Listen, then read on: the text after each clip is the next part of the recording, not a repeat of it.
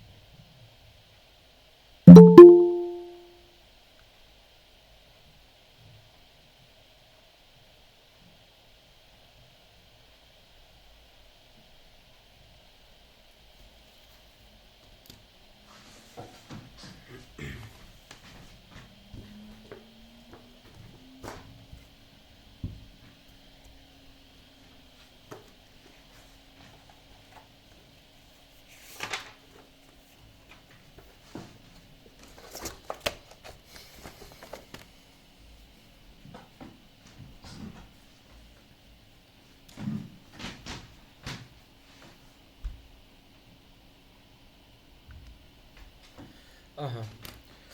Deməli uşaqlar, biz bu qrupun dərslərini yanvar ayının əvvəllərindən planlaşdırmışdıq.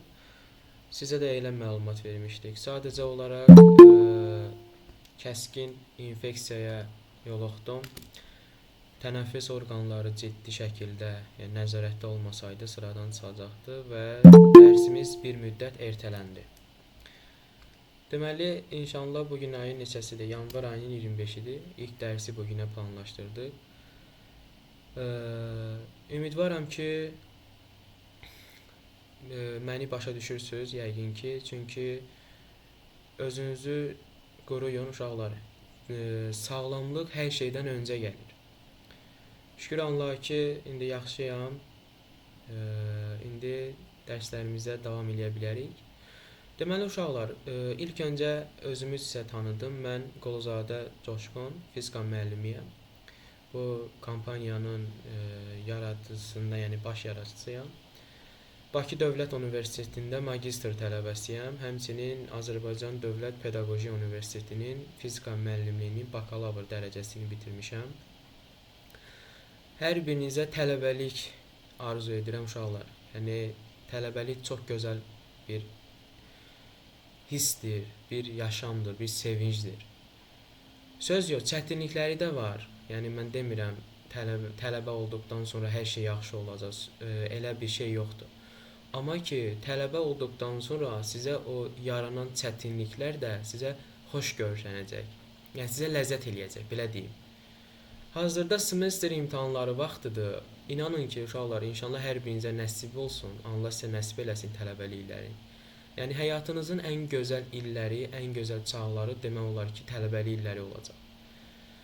Ümidvaram ki, hər biriniz tələbə adını qazanacaqsınız. Bizi, müəllimlərinizi, ailənizi və ən əsası öz zəhmətinizi yerdə qoymayacaqsınız. Uğur olsun hər birinizə. İnşallah sizə bu dərsimizdə nailiyyətlər əldə eləməyinizi arzulayıram. Deməli uşaqlar, dərsimizdən keçək. Dərsimizdən biraz məlumat verim. 11-ci sinifsiz və əvvəlki ilin məzunları da var aranızda. Mən mövzu izahı üzrə çox dayanmağı 11-ci sinif olduğunuza görə mən məsləhət görmürəm. Niyə? Çünki 11-ci sinifsiz, yəni azdan çoxdan mövzudan xəbəriniz var. Artıq yəni 11-ci sinif olaraq fizikanı demək olar ki, bitirməlisiniz. Plan olaraq, yəni planlaşdırma olaraq.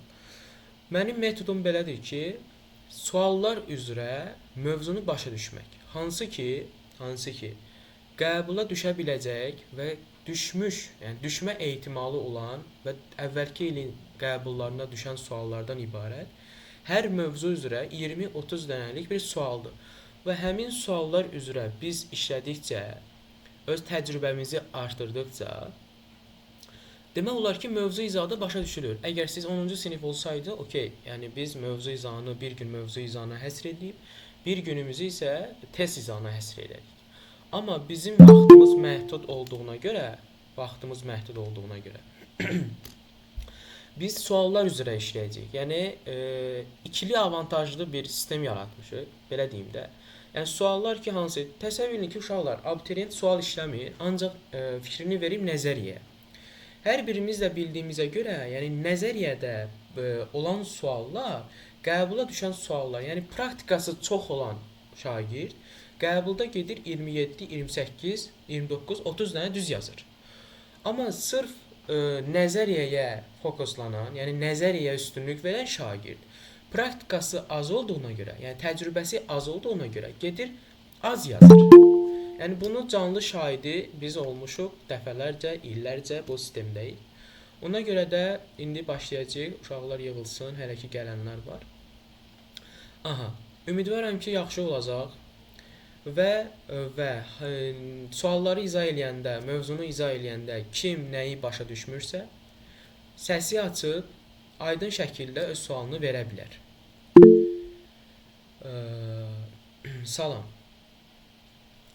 Kimin dərsə başlamamızdan əvvəl kimin nə sualı varsa, buyurub səsi açıb verə bilər. Gözləyirəm. Salam müəllim. Salam. Müəllim, biz keçən mən hazırlıq etdiyim müəllim bizə toplun ikinci hissəsini çatmamışdıq da işləməmişdik. Heç yəni üzün görməmişəm ikinci hissənin. Aha. Yəni Bu il problem olar sizcə? bu il ikinci hissədən keçirsiniz dərsləri. Hələ çatmamışıq, hələ birinci hissəni qurtarmamışıq. Doyan doymayan buxardayıq. Doyan doymayan buxar demək olar ki, 1-2 dərs qalıb birinci hissəni bitirməyinizə. Bəli. Əgər biraz sürətlənsəz, inşallah ikinci hissəni də iyuna qədər, imtahana qədər bitirərsiniz. Narahat olmayın. Yəni bir il bəs eləyəcək yaxşı yazmağıma. Sənin özündən çox şey asılıdır, Aydan. Deməli, tək müəllimin hərəkətinə qalmır. Təbii ki də sizin öz iradəniz, öz məsuliyyətiniz olsa, təbii ki də qazanarsınız. Mənim elə şagirdim var idi ki, 2 ay yanıma gəldi və onları sürət qrupuna qoşmuşdum. 2 ay ərzində mənim 1 illik şagirdlərimdən daha yüksək yazdı. Niyə? Çünki həmin şagirddə həm iradə var idi, həm məsuliyyət var idi, həm də özgüvən var idi. Bir də uşaqlar, sizə belə bir şey tövsiyə edirəm ki, özgüvənli olun. Yəni ki, sualdan çəkinməyin, sualdan qorxmayın, sualın içinə girin. Tək sualı oxudunuz, başa düşdünüz, okey, bunu bildim, hər birimizin başına gələ bilər. Amma ki, ən vacib şərtlərdən biri budur ki, siz sualı oxuyanda verilənləri qeyd eləyin. Verilənləri qeyd eləyəndən sonra sualın bir 40% həll olmuş sayılır. Niyə? Çünki siz verilənləri qeyd eləyəndə görürsüz ki, nə sənə verib, nəyi istəyir, hansı kəmiyyətlər gizlənib, mən bu kəmiyyətləri nətər tapacam. Fizika belədir ki, uşaqlar, fizika yəni adi digər elmlər kimi deyil. Fizika çox dərin elmdir və dərin biliyə, savada ehtiyac duyulur. Və ən əsası riyaziyyatla çox bağlıdır. Sizin əgər riyaziyyatınız yaxşıdırsa, fizika da yaxşı olacaq. Yəni mən elə şagirdim var ki, riyaziyyatı çox zəifdir. Fizikadan mən əziyyət çəkirəm. Niyə? Çünki anlamır. Fizika riyaziyyatla çox sıx bağlıdır. İnşallah ki bizim dərsin planı da bundan ibarət olacaq ki, ikinci hissəni də dövrəyə qoşaq. Yəni ikinci hissəni də plana qataq. Yəni bu haqqda fikirləşirik. İnşallah məlumat verəcəm və çox 90% ki, ikinci hissəni də biz keçərik və sürət qrupu şəklində. Ümidvaram ki, yaxşı olacaq. Aha, kimin başqa da sualı var? Buyurun. Vaxt itirmədən dərsimizə keçək. Buyurun, suallarınız varsa verin.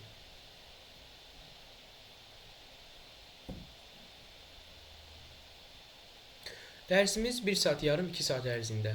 Yəni baxırda 1 saat yarım, 90 dəqiqədən 120 dəqiqə arasında dəyişəcək. Aha. Sualınız yoxdursa uşaqlar, biz başlayaq. Deməli, mən PDF-i açım.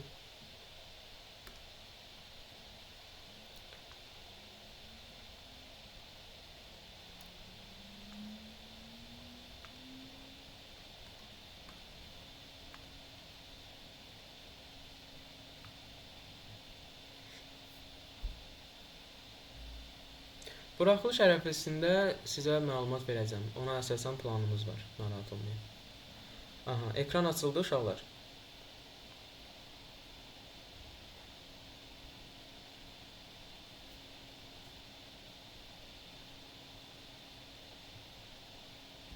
Aha.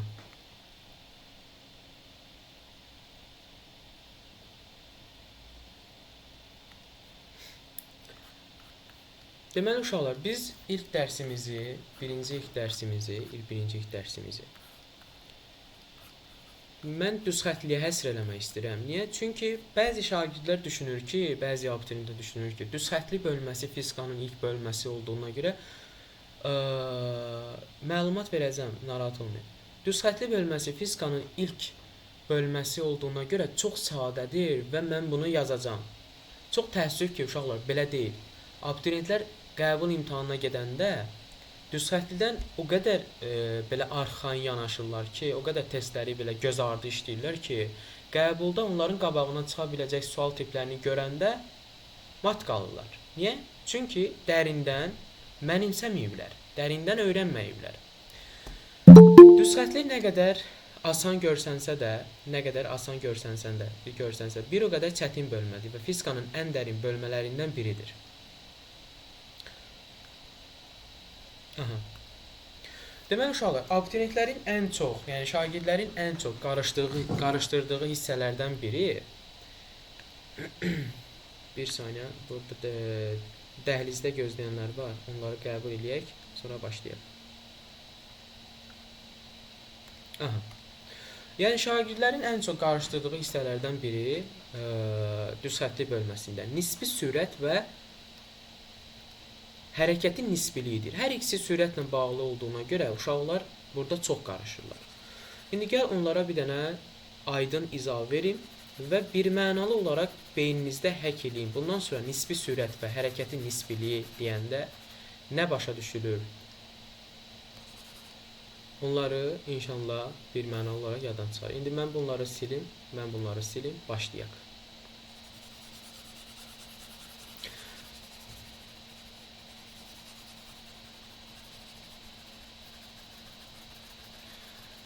Bəli, yəni dərs bitəndən sonra qrupa məlumat verəcəm. Nə lazımi məlumatları hamısını atacağam. Narahat olmayın.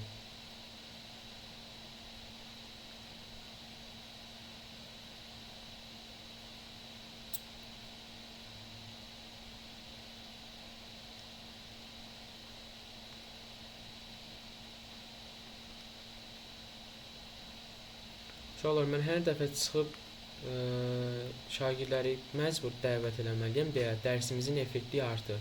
Xahiş edirəm, vaxtınıza qoşulun. Yəni mən bundan sonra dəvəti qəbul eləməyəcəm artıq. Çünki vaxtdan gedir və mən hər dəfə çıxanda PDF itir.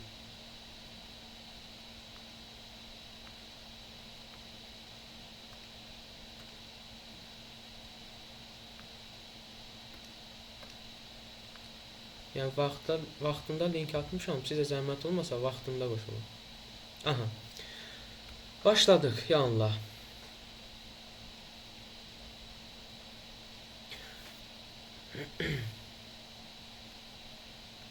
Demək uşaqlar, birinci biz başlayırıq. Birinci ilk olaraq mövzu haqqında biraz giriş edək, sonra keçərik sualların izahına. Təbii ki, hansı suallardır ki, qəbul tipli suallardır. Yəni bunlar qızıl suallardır.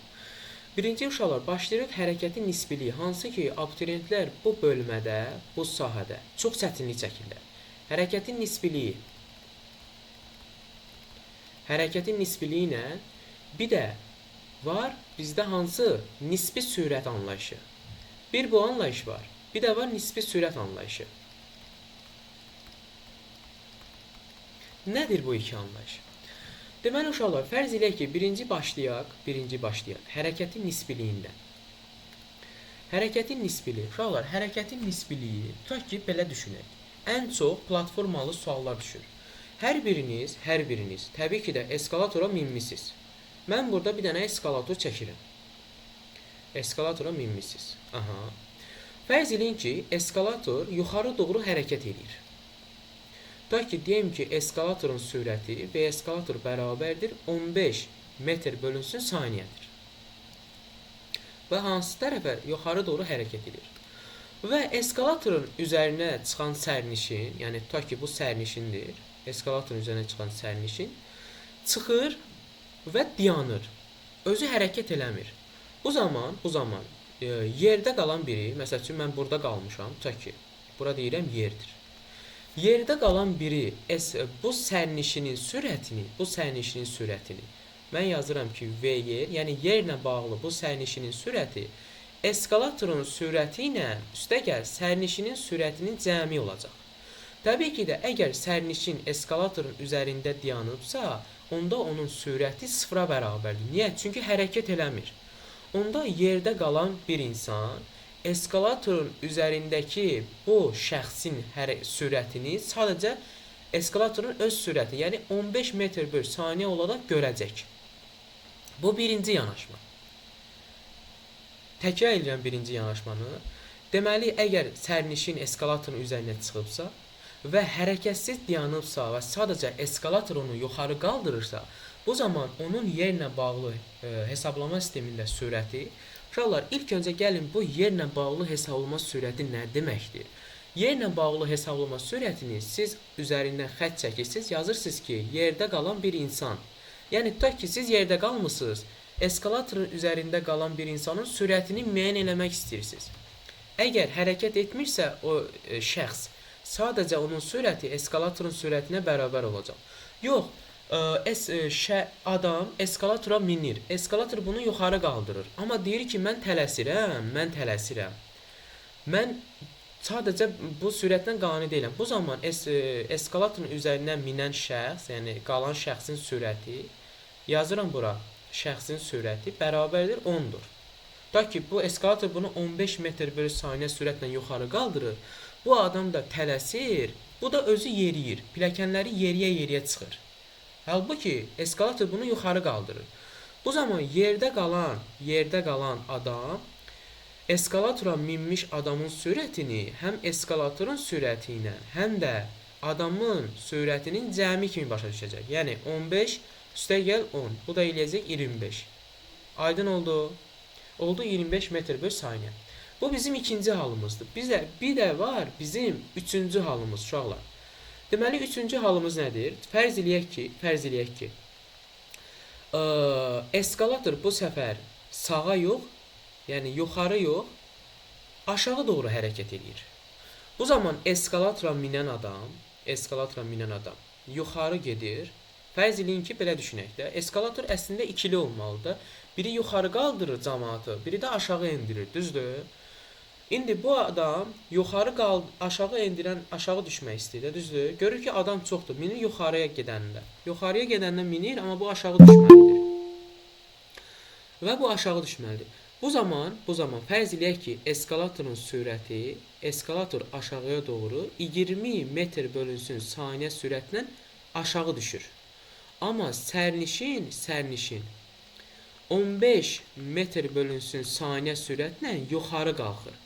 Bu zaman yerdə qalan bir adam sərnişinin sürətini necə görəcək? Təbii ki də sərnişinin sürətini eskalatorun sürətindən çıxacaq sərnişinin sürətini. Yəni 20-dən çıxacaq 15-i, qalacaq 5. Okey. Deməli, əgər eskalator aşağı hərəkət eləyirsə və sərnişin yuxarı hərəkət eləyirsə, bu zaman yerdə qalan adam sərnişinin sürətini eskalatorun sürətindən sərnişinin sürətinin fərqi qədər görəcək. Deməli, buradan bir dənə qayda çıxartdıq biz. Əgər nisbi sürətdə hər iki dənə cisim eyni istiqamətdə hərəkət eləyirsə toplanacaq, əks istiqamətdə hərəkət eləyərsə sürətlər çıxılacaq. Bu oldu bizim nisbi sürət anlayışımız. Nisbi sürət anlayışımız. İndi keçək. Tutaq ki, mən eskalatordan bunu misal gətirdim. Uşaqların ən yaralı yerlərindən biri də qayıq məsələləridir. Qayıq məsələləri də nisbi sürətlərə aiddir. Necə? İndi onları da baxırıq. Qayıq məsələləri də uşaqlar elə belə deyib keçməyin. Qayıq məsələləri də qəbula düşə biləcək suallardan biridir. Yenə dəhlizdə gözləyənlər var. Amma bu axırıncı dərs olsun ki, belə eləyirsiniz uşaqlar. Çünki dərsimizin effektliyi itir.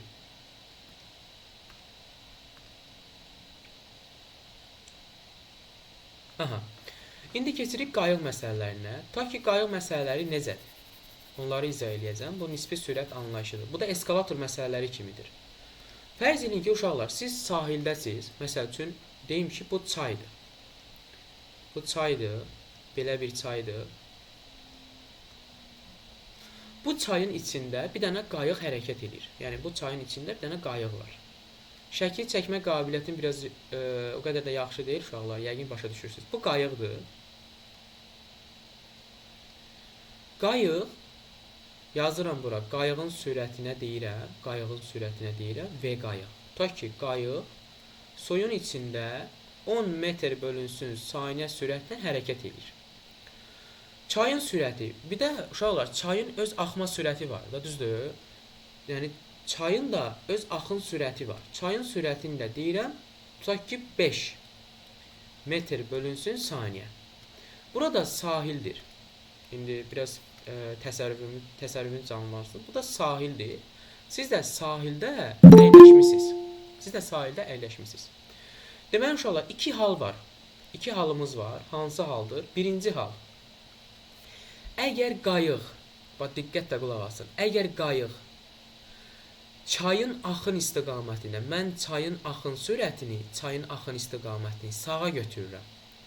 Əgər qayıq çayın axın istiqamətində üzərsə, bax, diqqətlə qulaq asın. Əgər qayıq çayın axın istiqamətində üzərsə, bu zaman qayığın sahilə nəzərən sürəti, bax, diqqət, sözə, cümləyə fikir verin. Qayığın sahilə nəzərən sürəti, bura yazıram, qayığın sahilə nəzərən sürəti bərabərdir. Qayığın sürəti ilə çayın axın sürətinin cəmi, yəni 10 üstəgəl 5, bu da bərabərdir 15. Bu birinci halımız. İkinci hal. Əgər qayıq çayın axın istiqamətinin əksinə üzərsə, fərz eləyək ki, çay sağa üzür, amma qayıq sağa yox, qayıq əksinə üzür. Bu zaman qayığın sahilə nəzərən sürəti, qayığın sürətindən çıxacam çayın sürəti bərabərdir 10 çıxılsın 5, yəni 5 metr bölünsün saniyə.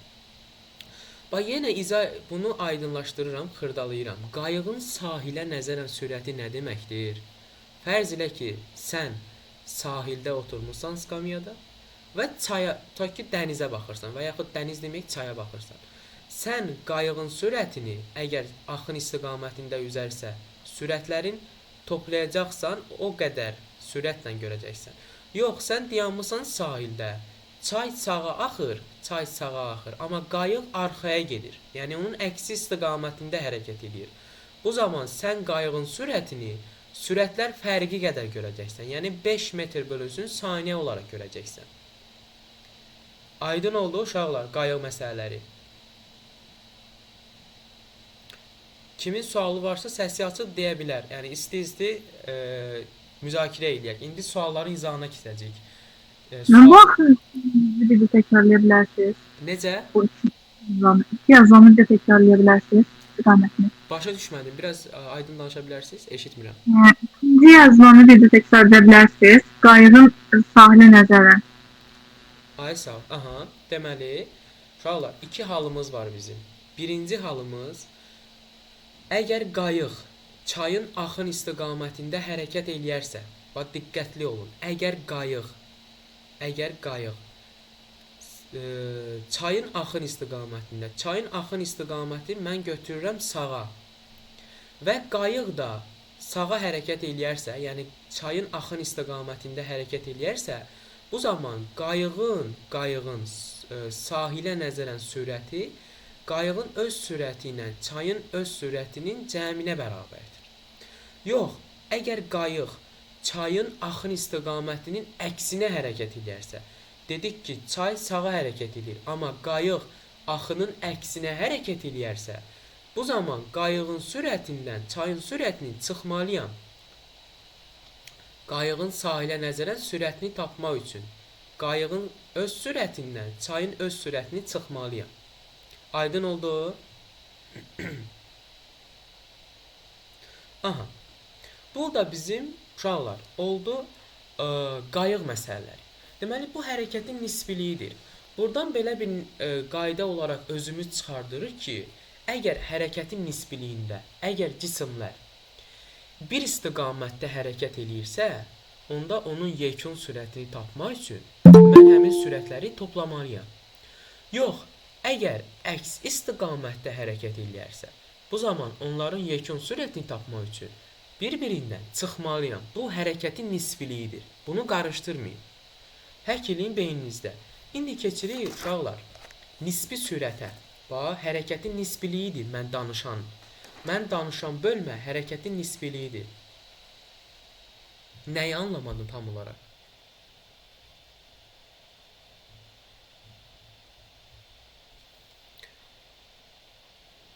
Bax, deyirəm ki, Səma, deyirəm ki, buradan belə bir qayda çıxardırıq ki özümüz.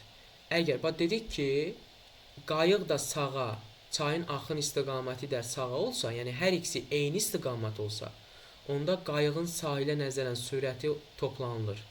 Yəni həm qayığın öz sürəti, həm də çayın sürəti toplanılır. Yox, çay sağadır, amma qayıq onun əksinə, yəni sola üzür. Bu necədir? Bir-birinə əks istiqamətdir də, düzdür? Əks istiqamət olanda bir-birindən sürətlər çıxılır. Sahilə nəzərən sürəti tapmaq üçün. Yəni dediyim budur. Aha. Deməli uşaqlar, bu hərəkətin nisbiliyidir. İndi biz keçirik nisbi sürət anlayışına. Bunları hələ ki qalsın. Keçirik nisbi sürət anlayışına. Nisbi sürət anlayışı nədir? Deməli, ən çox qarışdırılan hissələrdən biridir bu hərəkətin nisbiliyi ilə nisbi sürət anlayışı. Deməli, bu nisbi sürəti ilə dedikdən sonra demək olar ki, bizim bir-iki dənə problemimiz olacaq. Onlar da suallar üzərində inşallah aradan qaldıracağıq. Aha. Deməli, uşaqlar, nisbi sürət anlayışı fərz eləyək ki, bizim bir dənə x oxu istiqamətimiz var. Mən bunu x oxu deyirəm. Bizim iki dənə maşınımız var. Tutaq ki, iki dənə cisimimiz var. Mən cisim demirəm, maşın deyirəm. Bir dənə cisim, daha doğrusu bir dənə maşın, birinci maşın bu olsun, sağa doğru hərəkət eləyir. İkinci maşın da bu olsun. Bu da sağa doğru hərəkət eləyir. Deyirəm ki, tutaq ki, birinci maşının sürəti V1 ilə işarə edirəm. Birinci maşının sürəti 80 km bölünsün saatdır. İkinci, yəni birinci bu 80-dən gedir. Birinci maşın 80-dən gedir. İkinci maşın isə, ikinci maşın 120 ilə gedir. Təbii ki də ikinci maşın daha sürətli gedir də, düzdür? Yəni radar zad hərlənmir, belə deyək. Bu zaman uşaqlar, baxın iki dənə bizim halımız var. İkinci maşının birinci maşına nəzərən sürəti. Bax, sözə qulaq asın diqqətlə. Birinci maşının ikinci maşına nəzərən sürəti. yazıram 2.1. Bax burada diqqətli olun. İkinci maşının birinciyə nəzərən sürəti deyilsə V indeksində 2.1 yazılır. Bərabərdir. Burada ardıcıllıq necədirsə V2 çıxılsın V1. Fərqi də yazanda eyni yazılır. Yəni birinci maşının ikinci maşına nəzərən sürəti. Bu deməkdir ki, birinci maşın ikinci maşından nə qədər çoxdur? Sürəti nə qədər çoxdur? Bunu da düsturdu yazdıq. Dəyərləri yerinə qoyuruq. Yazırıq ki, 120 çıxılsın 80. Bu da bərabərdir 40. Deməli, ikinci maşının birinci maşına nəzərən sürəti 40-dır. Yaxşı, bizə deyə bilərsiniz ki, müəllim, bəs birinci maşının ikinci maşına nəzərən sürəti desə nə olacaq? Mənfi olacaq. Yox, uşaqlar. Modulun qiyməti götürülür. Bax, bu nisbi sürətdə həmişə modulun qiyməti götürülür. Yenə burada ardıcıllıq 1.2 deyil. Niyə 1.2 yazdım? Birinci maşının ikinci maşına nəzərən sürəti. Onda yazacağım V1 çıx V2 modulda. Bu da bərabərdir. V1 nə qədərdir? 80 çıxılsın 120. Bu da bərabərdir. Modulda mənfi 40 eləyir. Moduldan da siz bilirsiniz ki, müsbət çıxır. Bu da eləyəcək 40. Deməli, həm ikinci maşının birinciyə nəzərən sürəti 40-dır, həm də birincinin ikinciyə nəzərən sürəti 40-dır. Bu deməkdir ki, bax diqqətli olun.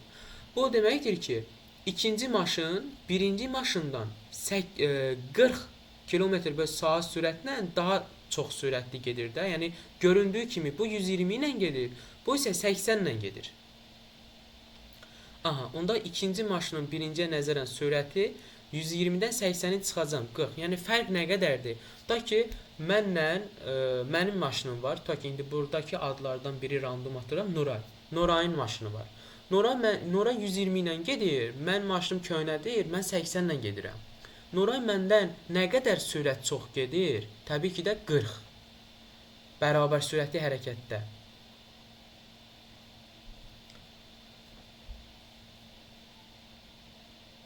Hərəkətin nisbiliyində bəli, mənfi olanda, yəni mənfi olaraq qalır. Orada hərəkətin istiqamətindən asılıdır. O mənfi artıq hərəkətin istiqamətinə gedir. Mənfidirsə əks istiqamətdə hərəkət edir. İndi uşaqlar, bu birinci haldır. Hansı haldır? Hər ikisi eyni istiqamətdə hərəkət eləyərsə. İndi keçirik. İkinci hala əks istiqamətdə hərəkət eləyərlərsə və yaxud da qarşı-qarşıya hərəkət eləyərlərsə, bu zaman sürətlər necə olur? Buna baxırıq.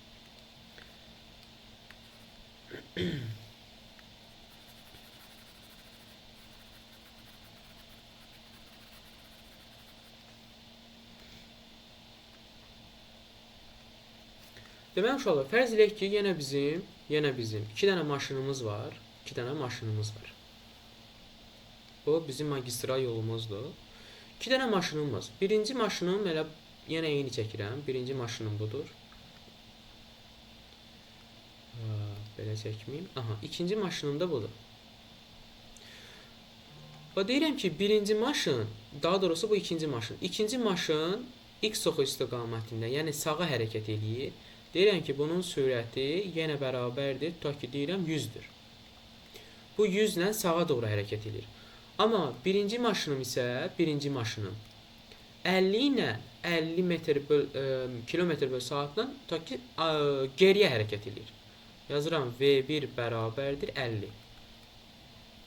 Baxın uşaqlar, hərəkətlər əks istiqamətlidir. Bu ikinci maşın sağa hərəkət edir. Birinci maşın isə sola hərəkət edir. Yəni bunun əksinə hərəkət edir. Bu zaman uşaqlar, mən birinci maşının ikinciyə nəzərən sürəti elə ikincinin birinciyə nəzərən sürətinə bərabərdir. Bu da bərabərdir. V2 çıxılsın V1. Yəni modulda fərqi yoxdur. Bu da bərabərdir. Modulda 100-dən çıxacam 50-ni. Daha doğrusu uşaqlar, bir saniyə biz burada digərinin sualını yazdıq. Aha. Burada isə əks istiqamətdə olduğuna görə yazacağım V2 plus V1 bərabərdir 100 üstəgəl 50. Bu da eləyəcək 150. Deməli, həm birincinin ikinciyə nəzərən sürəti, həm də birincinin ikinciyə nəzərən sürətini tapmaq üçün hansı halda əks istiqamətlərə hərəkət eləyəndə sürətlər toplanılır? Və bu hal həmçinin bu hal deməli yazıram. Bu prosesdə də mümkündür. Deməli buraları səliqəyə salın. Bu prosesdə də mümkündür. Əgər qarşı-qarşıya hərəkət eləyərlərsə. İndi onu misal üzərində daha aydın başa düşəcəksiniz. Bir saniyə bunları silib.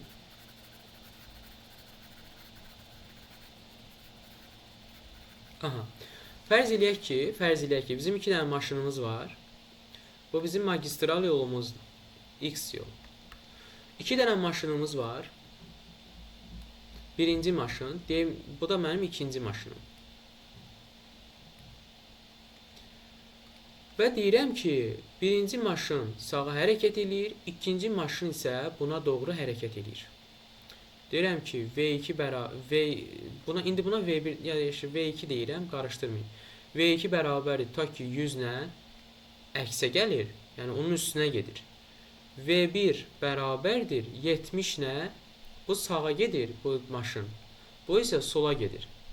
Fərz edin ki, uşaqlar, burada qəza hadisəsi baş verir də. Bu zaman birinci maşının ikinci maşına nəzərən sürəti yazıram. Birincinin ikinciyə nəzərən sürəti bərabərdir. Həmçinin ikincinin birinciyə nəzərən sürəti bərabərdir. Eyni, yəni qarşı-qarşıya hərəkət etdiyinə görə yazacağam V1 plus V2 bərabərdir 70 üstə gəl 100 eləyəcək 170. Aha. Deməli bizim sürətlər toplananda hansı halda və nisbi sürətdə hansı halda sürətlər toplanılır ümumiləşdirək. Əgər cisimlər qarşı-qarşıya hərəkət eləyərlərsə nisbi sürət toplanılır. Əks istiqamətlərə hərəkət eləyərlərsə nisbi sürətlər toplanılır. Amma yox, bir düz xətt üzrə hərəkət eləyərlərsə, yəni eyni istiqamətlərə hərəkət eləyərlərsə, yəni hər ikisi sağa və yaxud da hər ikisi sola hərəkət eləyərlərsə, bu zaman nisbi sürət bir-birindən çıxılır. Yəni onların fərqidir. Aha. Bu da oldu bizim nisbi sürət anlayışımız, nisbi sürətlə bağlı məsələ. İndi nisbi sürətdə 1-2 dənə xırda məsələ var, hansı ki, ta ki bizə deyə bilər ki, uşaqlar qoşulanlar var, mən onları qəbul eləməyəcəm. Niyə? Çünki mən buradan çıxanca PDF itir. Hər dəfə onları girib dəhlizdən qəbul eləyəndə bu olmur. Vaxtında qoşulun. İndi kimdirsə o qoşulanlar bilmirəm, amma vaxtında qoşulun.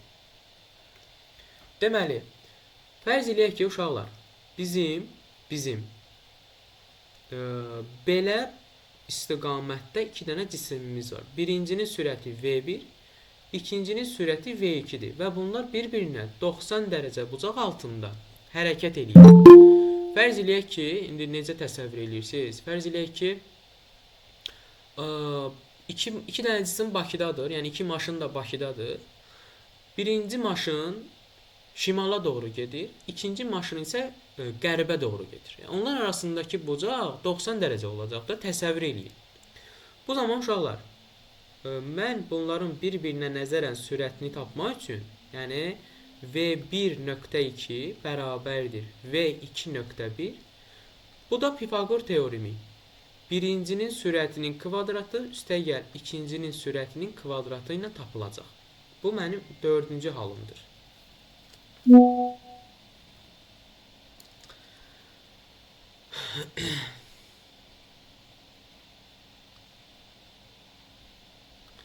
Demək uşaqlar, gördülər ki, dərslər qoşula bilmirlər.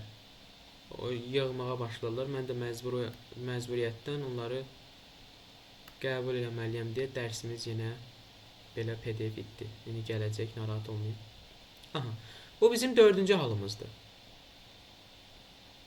Selcan, indi səni qəbul elədim. Bax, dərsə link 8-də atılıb.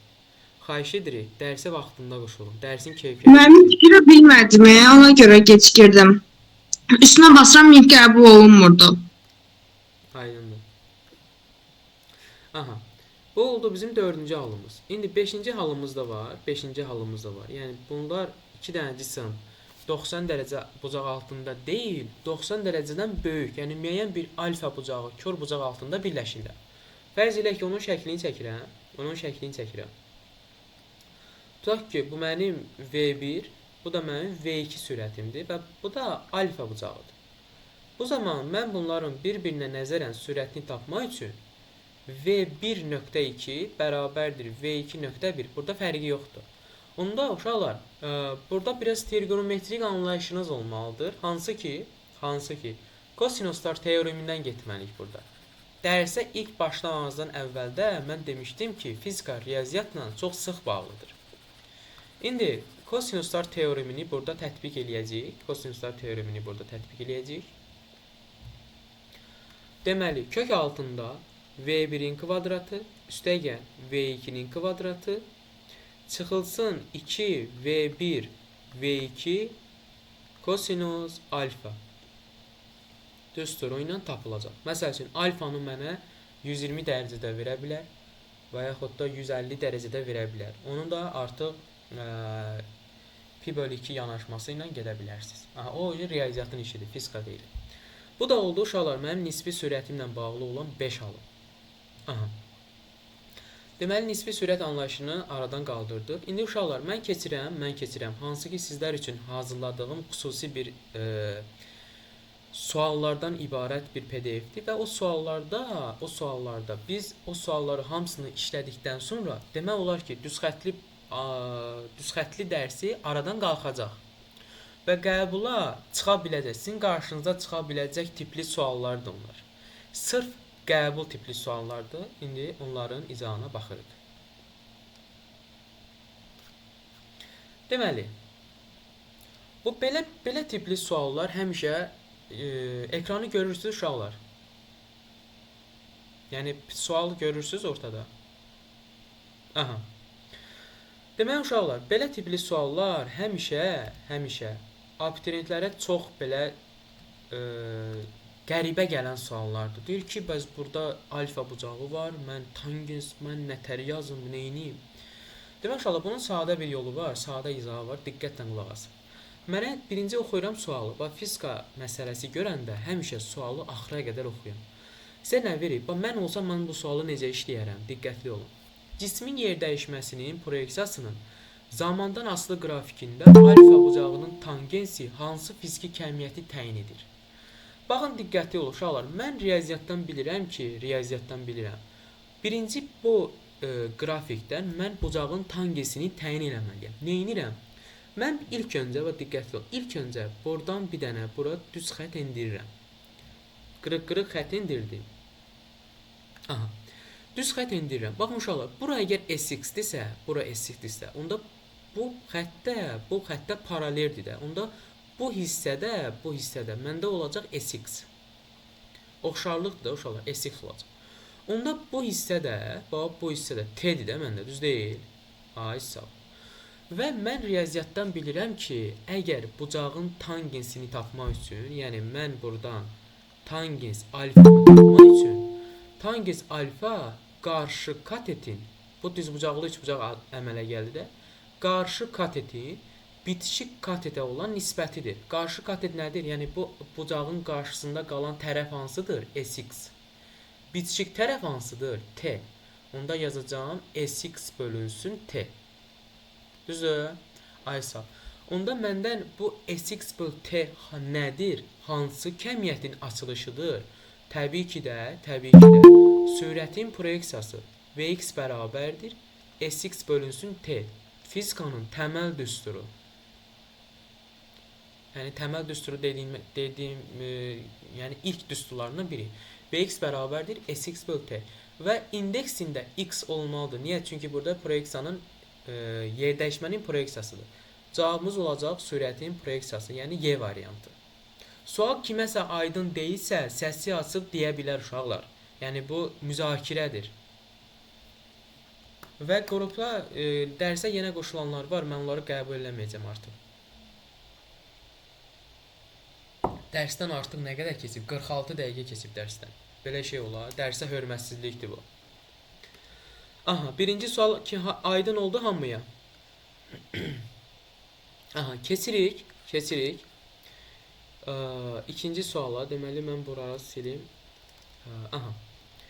İkinci sualımızda deyir ki, diqqətli olun. Düz xəttli hərəkət edən cismin koordinatının zamandan asılı qrafiki verilmişdir. Aşağıdakı ifadələrdən hansı doğrudur? Baxın uşaqlar. Koordinatın zamandan asılı qrafikidir. Koordinatın zamandan asılı qrafikidir. Aha. Deməli burada qrafik başlayıb buradan. Nədən başlayıb? Müəyyən bir mənfi x0 koordinat başlanğıcından hərəkətə başlayıb. Düzdür? Aysa. Mən buradan. İndi baxıram burada 3, 4-cü suallarda yeyinləşən, yavaşlayan hərəkət var. Mən bunu daha dəqiq aydın eləmək üçün uşaqlar birinci keçirəm, sürətin zamandan asılı qrafikini qorumalıyam. Sürətin zamandan asılı qrafiki görürəm ki, ta ki Vx-in t-dən asılı qrafikini qorumaq istəsəm uşaqlar. Baxın, bu düz xəttdir. Bax diqqətli olun. Əgər koordinatın qrafiki düz xətdirsə, deməli sürət sabit olmalıdır. Sürət sabit olmalıdır və müsbət istiqamətdə. Niyə? Çünki bu get-gedə yuxarı gedir. Yəni qrafikin qolları yuxarıdır. Qrafikin qolları yuxarısa, deməli sürət müsbət olmalıdır. Bu zaman indi ona aid də suallarımız var. Onu izah eləyəndə daha yaxşı anlayacaqsınız. Deməli uşaqlar, mən buna deyə bilmərəm bu yeyinləşən hərəkətdir, yavaşlayan hərəkətdir. Niyə? Əgər sürət sabitdirsə, necə yeyinləşən olsun? Sürət sabitdirsə, bu bərabər sürətlidir də, düz deyil. Deməli buradan 3-ü, 4-ü atıram. Yeyinləşən, yavaşlayan var. 3-ü 4-ü atdım, 3-ü 4-ü artdım. Cisim bərabər sürətli hərəkət edir, 5 düzdür. Cisim x oxu istiqamətində və yaxud da x oxunun əksi istiqamətli hərəkət edir. Bu sualları uşaqlar necə yazırsınız və diqqətli olun. Əgər t oxundan qrafik, bax diqqətli olun. Əgər qrafik t oxundan aşağıda olsa, deməli bu x oxunun əksinə hərəkət edir. X oxu istiqamətində, daha doğrusu bu sürət zaman qrafiki deyil, koordinat zaman qrafikidir. Koordinat zaman qrafiki isə bax qrafikin qolları yuxarıdırsa, bu get-gedə gedəcək. Mən bunu x0-dan başlatmıram, gəlirəm buradan başladıram. Koordinat başlananda başladım. Görürəm ki, x oxu istiqamətinə hərəkət edir. Yəni bu mən sürət zaman qrafiki olduğunu gördüm, amma sürət deyil, koordinatdır. Buna görə 1 də səhvdir, cavab olacaq 2 ilə 5.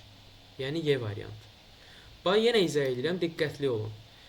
Deməli biz burada nəyə fikir veririk? Və hərəkət yavaşlayandır, ya yeyinləşəndir, ya bərabər sürətlidir. Dediyim kimi 1. Əgər qrafik t oxundan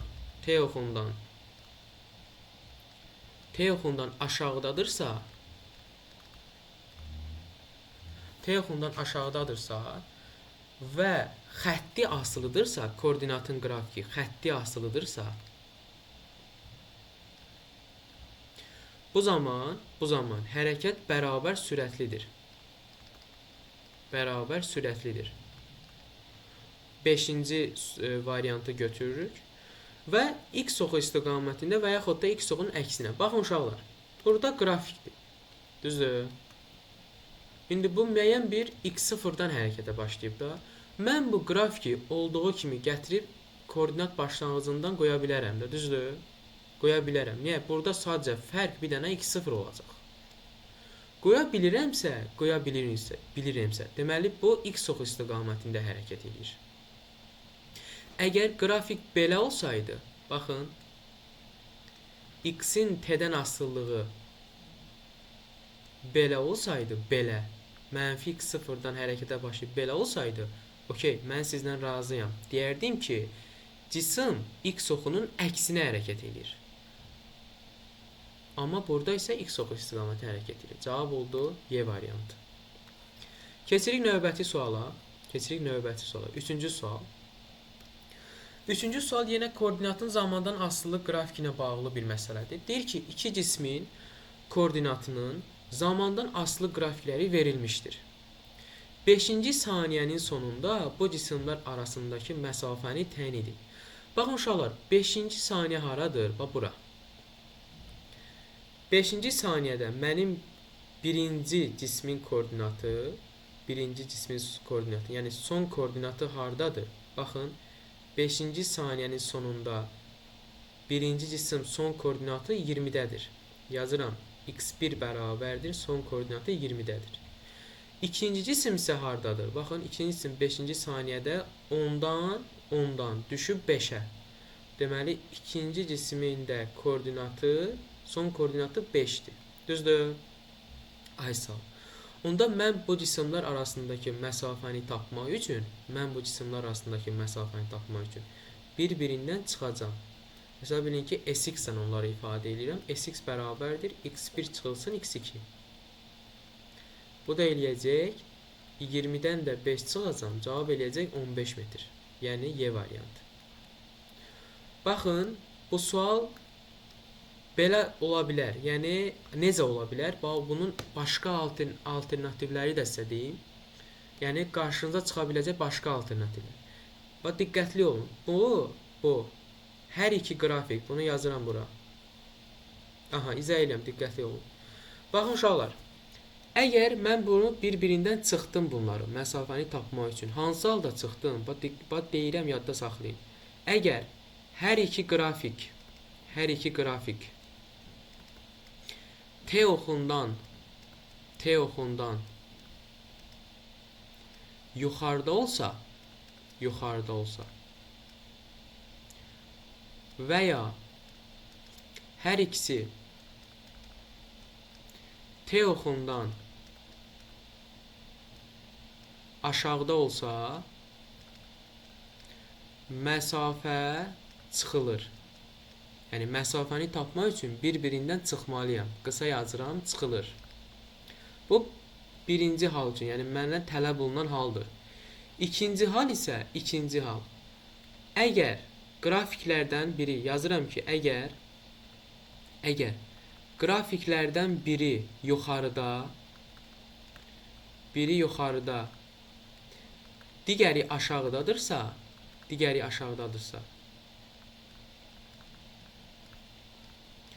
bu zaman məsafəni tapmaq üçün bu koordinatları, Sx-i tapmaq üçün koordinatları toplayacaq. Aydın oldu? Buna görə də T oxundan, hər ikisi T oxundan yuxarıda olduğuna görə baxıram mən son koordinata. Mənə deyir ki, 5-ci saniyə.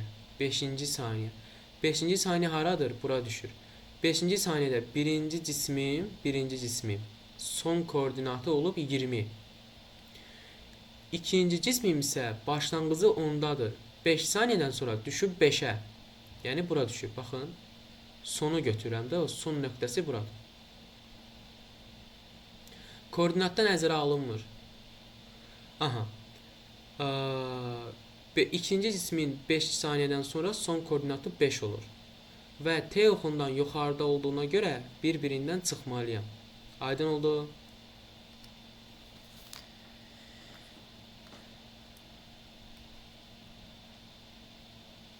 Çünki uşaqlar T oxundan aşağıda olanda, bunu da deyim sizə, T oxundan aşağıda olanda, məsəl üçün, ta ki bunu biraz uzadıram, T oxundan buradadır. Burada bunun yəni sıfırdan aşağıda olduğuna görə bu avtomatik olaraq mənfi sayılır da, düzdür? Ta ki deyirəm buna x2, x2-nin koordinatı hər hansı bir mənfi qiymət alır. Ta ki mənfi 10-dur. Bu zaman mən bunlar arasındakı məsafəni tapmaq üçün x1 çıxılsın, x2 normal yazıram da, düzdür? Onda ta ki x1-i 20 götürürəm, 20 çıxılsın, mənfi 10. Onda bu çıx, bunları müsbət eləyir də, 20 plus 10 olur. Bu da eləyir 30. Ona görə mən deyirəm ki, əgər T oxundan biri aşağıda, biri yuxarıdadsa, son koordinat tapmaq üçün bir-birini toplayacam. Yəni, bunu da misal cəhətdən izah elədim. Yəni, əgər sıfırdan aşağıdadırsa, T oxundan aşağıdadırsa, avtomatik olaraq onun koordinatı mənfidir. Və müsbət ədəddən də mənfi ədədi çıxanda yekun olaraq müsbət ilə həmin mənfini toplayıram. Daha doğrusu həmin mənfini yox ha. Müsbətlə həmin ədədi toplayıram. Aydın oldu? Yəni diqqətli olun. Asan olduğuna baxmayın. Çox dərin yəni şeylər var. Qəbulda bunun başqa forması da düşə bilər sizə. Bu da düşə bilər.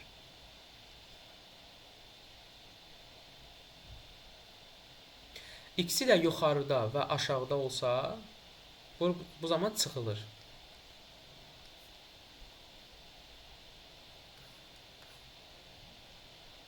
Baxırıq 4-cü suala. Uşaqlar, 4-cü sual diqqətlə fikir verin. Deyir ki, düzxətli bərabər sürətli hərəkətdə hərəkət edən iki cismin hərəkət tənlikləri bizə verib. Yazıram bura. Birincinin hərəkət tənlikləri x1 bərabərdir 40 çıxılsın 5-dir. İkincinin hərəkət tənlikləri mənə verib. İkincinin hərəkət tənliyi verib vt çıxılsın 20. Bu cisimlər 4-cü saniyənin sonunda görüşürsə, ikinci cismin sürəti məndən v2-ni istəyir. Baxın uşaqlar, bir mənalı olaraq yadda saxlayın. Koordinat tənliyi bizə veribsə və müəyyən zamandan sonra görüşəcəkləri deyirsə, o zaman mən bura şərt olaraq yazıram ki, x1 bərabərdir x2, hansı zaman müddətində t bərabərdir 4-də. Bu mənim şərtimdir. Görüşdüyü dediyinə görə uşaqlar, onların son koordinatı bir-birinə bərabər olmalıdır. Onda mən bunları bərabərləşdirirəm. Daha doğrusu bərabərləşdirirəm. Gəl bərabərləşdirək, daha sadə olsun. Yazıram ki, x1 bərabərdir x2-yə. x1-im nədir? 40 çıxılsın 5-dir. Bərabərdir v vur t çıxılsın 20. İndi mənə t-ni verib də 4-dür. Harada t görürəm, yerinə 4 qoyuram. Yazıram 40 çıxılsın 4-ü 5-ə vuranda 20 eləyir. Bərabərdir 4-ü v-yə vuranda 4v çıx 20. Deməli, bu ifadə mənə 20 verdi. Bərabərdir 4v çıxılsın 20-yə. 4v bərabərdir 20 keçdi sol tərəfə, mənfi idi, oldu müsbət, yəni toplamda oldu 40.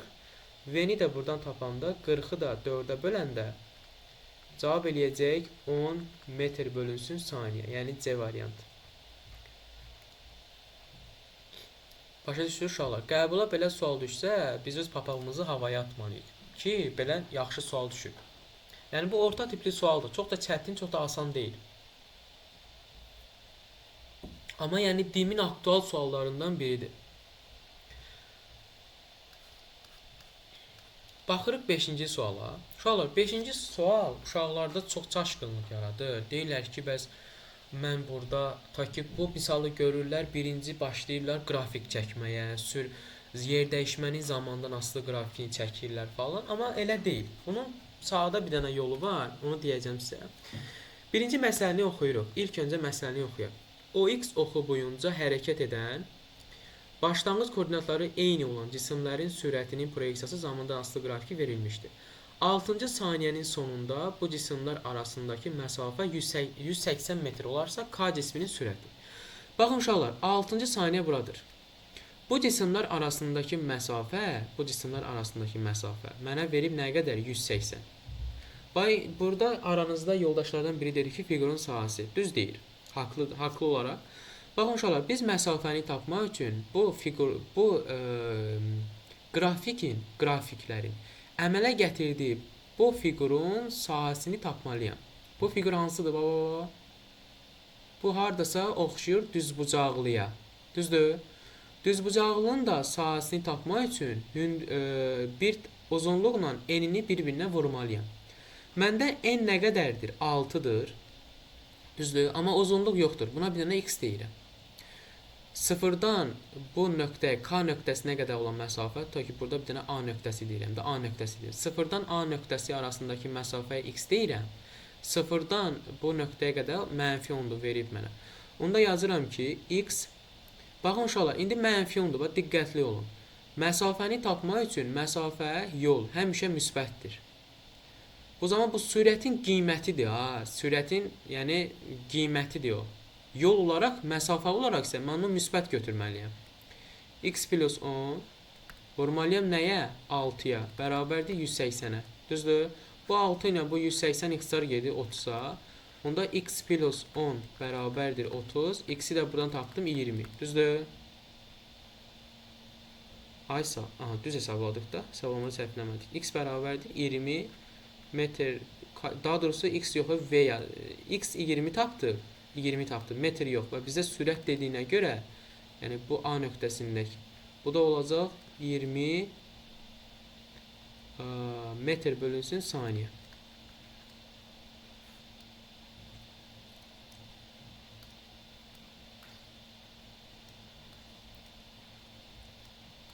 Aha. Baxırıq 6-cı suala.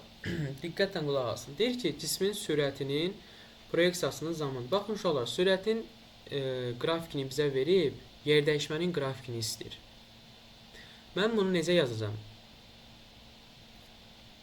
Qrafik məsələlərinə keçəndə, qrafiklərdə abituriyentlərin yaralı yerlərindən biridir. SX-in T-dən asılığı. Baxın uşaqlar, diqqətlə qulaq asın. Burada sürət, zaman. Sürət nədir burada? Mənfidir, düzdür? Və bu necə hərəkətdir? Birinci biz baxırıq, biz hərəkətin növünü müəyyən eləməliyik. Bu hərəkətin növü hansı hərəkətdir? Deyə bilərsiniz mənə? Düz xətli bərabər sürətli hərəkətdir. Düz xətli bərabər sürətli hərəkətdir. Aha, əhsən. Yaxşı, hansı istiqamətdə düz xətli bərabər sürətli hərəkətdir?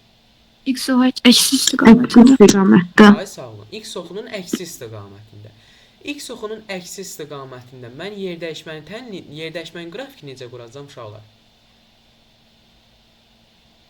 X oxu əksi Yəni istiqamətində. burada bərabər sürətli olduğuna görə ilk öncə baxın, bərabər sürətli olduğuna görə yerdəyişmə zamandan xətti asılı olacaq. Mən bunu belə qoya bilmərəm. Niyə? Çünki bu x oxu istiqamətinədir. Düzdür? Mən bunu götürüb belə qoymalıyam. Düzdür? Yəni x oxunun əksi istiqamətində yerdəyişmənin proyeksiyasının zamandan asılı qrafiki. Aha, əla, bildiniz, əhsən. İndi mən burada xırda bir dənə dəyişiklik edirəm. Deyirəm ki, sürətin zamandan asılı qrafikini mənə verib, və mən sizdən istəyirəm yolun zamandan asılı qrafiki. Yolun zamandan asılı qrafiki necə olacaq uşaqlar? Hələ bir dənə fikir yürüdün. Yol mənfi olduğunu yuxarıdan ver. Necə? Mənfi ola bilməz. Yol mənfi olmur. Ay sağ olun. Yol mənfi ola bilməz. Düzdür? 0 ola bilər. Xeyr. Aha, yol 0 ola bilməz, mənfi ola bilməz. Deməli, bu da oldu bizim ikinci qaydamız. Deməli, mən yolun zamandan asılı qrafikini çəksəm, bura L həmçinin S də yaza bilərəm. İndeksində X yazmamaq şərti ilə. Onda olacaq yuxarıda. Belə olacaq. Aydın oldu. Aha. Deməli, burada variantı qeyd edək, B variantı. Keçək. 7-ci suala. Aha, gəldik 7-ci suala.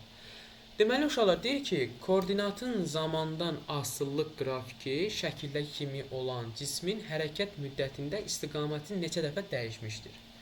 İstiqaməti neçə dəfə dəyişmişdir? Sizin burada fikirləriniz mənə maraqlıdır. Hər biriniz səsi açın və mənə fikir bildirin ki, necə olacaq, necə yazacağam bunu? Müəllim, o bir dənə qayda vardı. Neçə dəfə kəsirsə o qədər dəyişir. Elə bir şey Bir var. dəfə dəyişib. Tabii. Aha. Əla. Elə bir qayda var, amma hansı halda o müəmmalıdır? Deyə bilərsən hansı halda? Yox, müəllim, yalançı olaram. Aha. Fikir bildirin uşaqlar. Yəni mən bunu necə tapam? Tutaq ki, qəbula fizikanı açmısınız, ilk sual budur. Necə yazarsınız? Atmamaq şərti yox da, yəni atmaq demirəm. Düşünərək. Bir dəfə x istiqaməti boyunca Necə? bir dəfə yavaşlayanır, bir dəfə də yeniləşən. Bir dəfə yavaşlayandır, bir dəfə yeniləşən. Hansı istiqamətlərdə? Birinci oxu istiqamətində yavaşlayandır, sonra x oxunun əksi istiqamətində yeniləşən. X oxu birinci, deməli dedin ki, birinci qrafik. Bunu işarə eləyirəm uşaqlar. Birinci qrafik. Bu da olsun mənim ikinci qrafik. Birinci qrafik hansı hərəkətin növünü dediniz? Yavaşlayan. Yavaşlayan, düzdür? Bəli. X oxu istiqamətində yavaşlayan. Yaxşı, bəs deməli yazıram bura. Birinci X oxu istiqamətində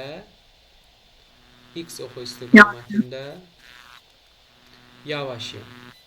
Yaxşı, bəs ikinci qrafik X oxunun əksi istiqamətində yeniləşən. X oxunun əksi Yeyinləşən, bərabər yeyinləşən. Düzdür? Bəli. Ay sağ ol. Aha. Onda burada hərəkət istiqamətini necə təyin edəcəm mən? Kəskin dönmə nöqtələrinə baxırıq da. Kəskin dönmə nöqtələri. Biri dedi kəskin dönmə nöqtələri. Aha. Yaxşı, o kəskin dönmə nöqtələri deyən kim idi? Mən idim. Nuray. Nuray. Aha.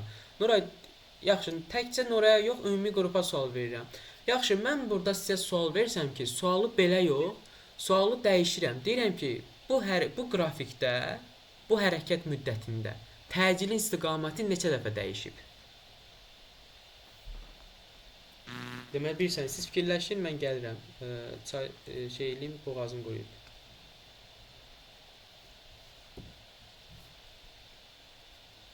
Bir dəfə dəyişibdi.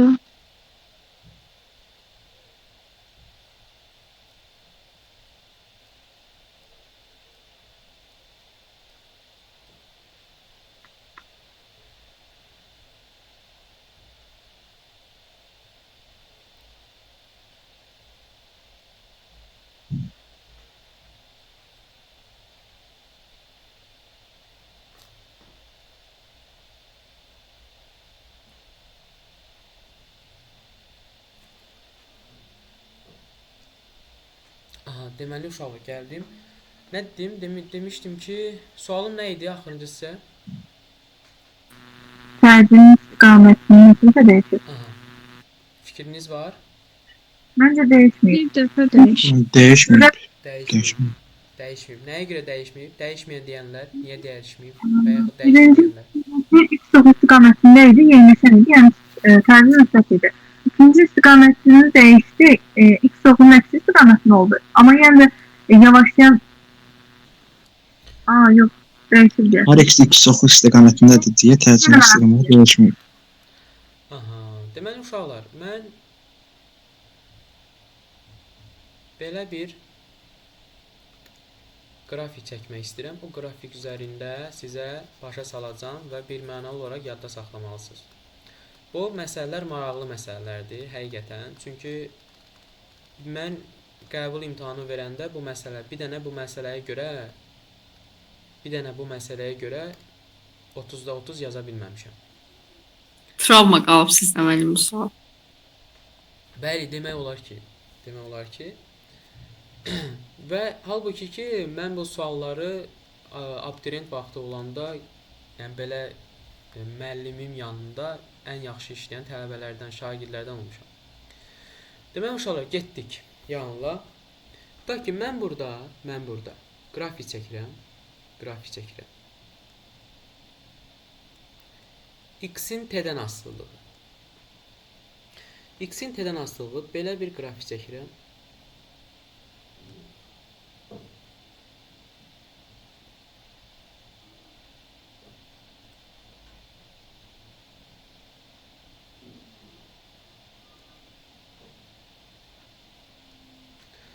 Və bu qrafiklərin nöqtələrini adlandırıram.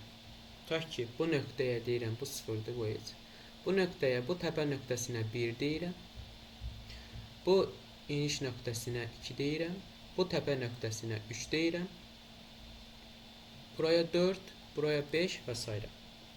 Baxın uşaqlar, koordinat zaman qrafikidir. Görürsünüz, X-in T-dən asılılığı koordinat zaman qrafikidir. Bax, diqqətli olun. Koordinat zaman qrafikində bizdən iki şey soruşa bilər. 1. Hərəkət müddətində təcilin istiqaməti neçə dəfə dəyişib? Hərəkət istiqaməti neçə dəfə dəyişib? Yazıram bura. Hərəkət istiqaməti neçə dəfə dəyişib? İstəyirsə bunu qeyd eləyin. Ya da ki, nə bilim, dinləyin, öz işinizdir, amma qeyd eləsəz yaxşı olar.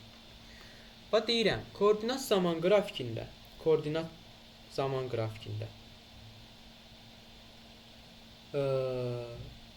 hərəkət istiqaməti kəskin dönmə nöqtələrinin sayı qədər dəyişir. Təpə və yaxud da çökük nöqtələri buna misal olaraq deyə bilərik. Düzdür? Deməli, koordinat zamandan asılı qrafikində koordinat, təkrar edirəm. Koordinat zamandan asılı qrafikində hərəkət istiqaməti kəskin dönmə nöqtələrin sayı qədər dəyişir. Mötərizədə təpə və yaxud da çökük.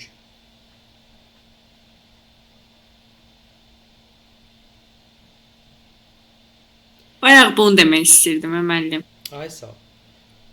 Və ardı olaraq davam edirəm ki, hərəkət istiqamətinin dəyişdiyi nöqtələrdə, bax diqqətli olun.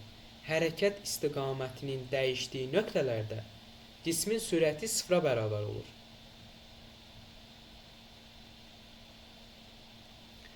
Hərəkət istiqamətinin dəyişdiyi nöqtələrdə cismin sürəti 0-a bərabər olur. Deməli uşaqlar, mən bu qrafikdən kəskin dönmə nöqtələrini tapsam,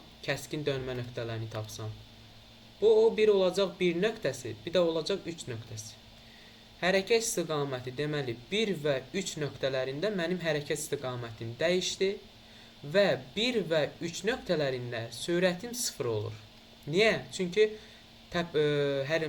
daha doğrusu qrafikin, yəni ən maksimal nöqtəsində sürət 0 olur da, düzdür?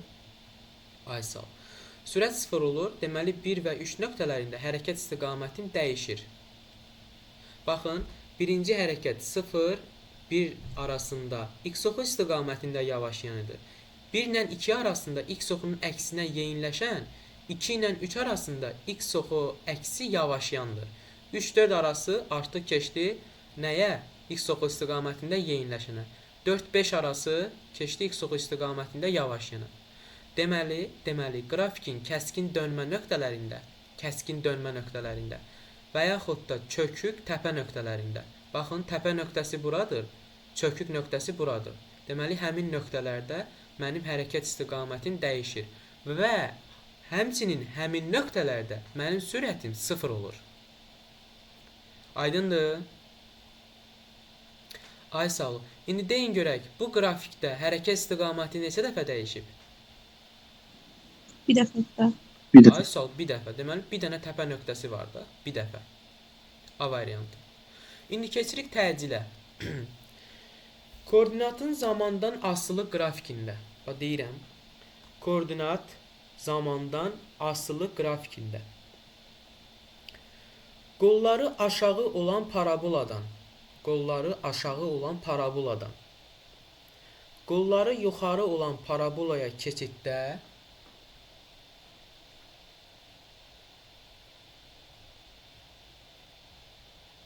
və yaxud da tərsinə, yəni qolları aşağıdan yuxarıya, qolları yuxarıdan aşağı, fərqi yoxdur. Təcilin istiqaməti dəyişir. Və həmin nöqtələrdə təcilin qiyməti 0-a bərabər olur.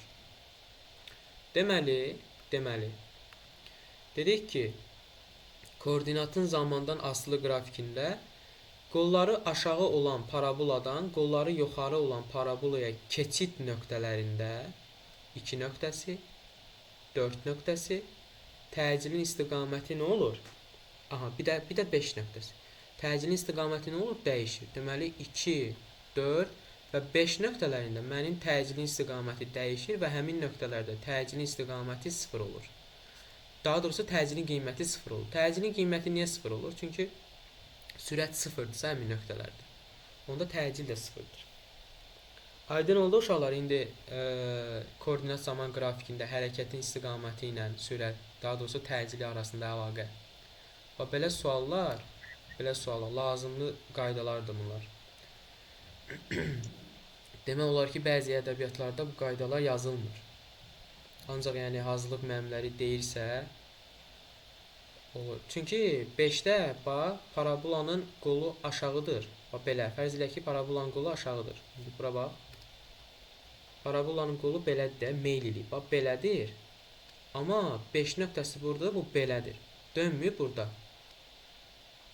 Dönüb də bu aşağı meyl eləyib, indi yuxarı gedir. Dönür də orada. Deməli 5 nöqtəsində də təcil dəyişir. Aydın oldu. Kim idi sual verən? Adını şey elə bilmədim, görmədim. Zəhmət olmasa bir də izah eləyin. Təkrar deyirəm. Pərvanə, diqqətlə qulaq as. Koordinat zaman qrafikində hərəkət istiqaməti neçə dəfə dəyişirsə, bu deməkdir ki, kəskin dönmə nöqtələrində, yəni təpə və çökük nöqtələrin sayı qədər. Təpə və çökük nöqtələrin sayı qədər hərəkət istiqaməti dəyişir.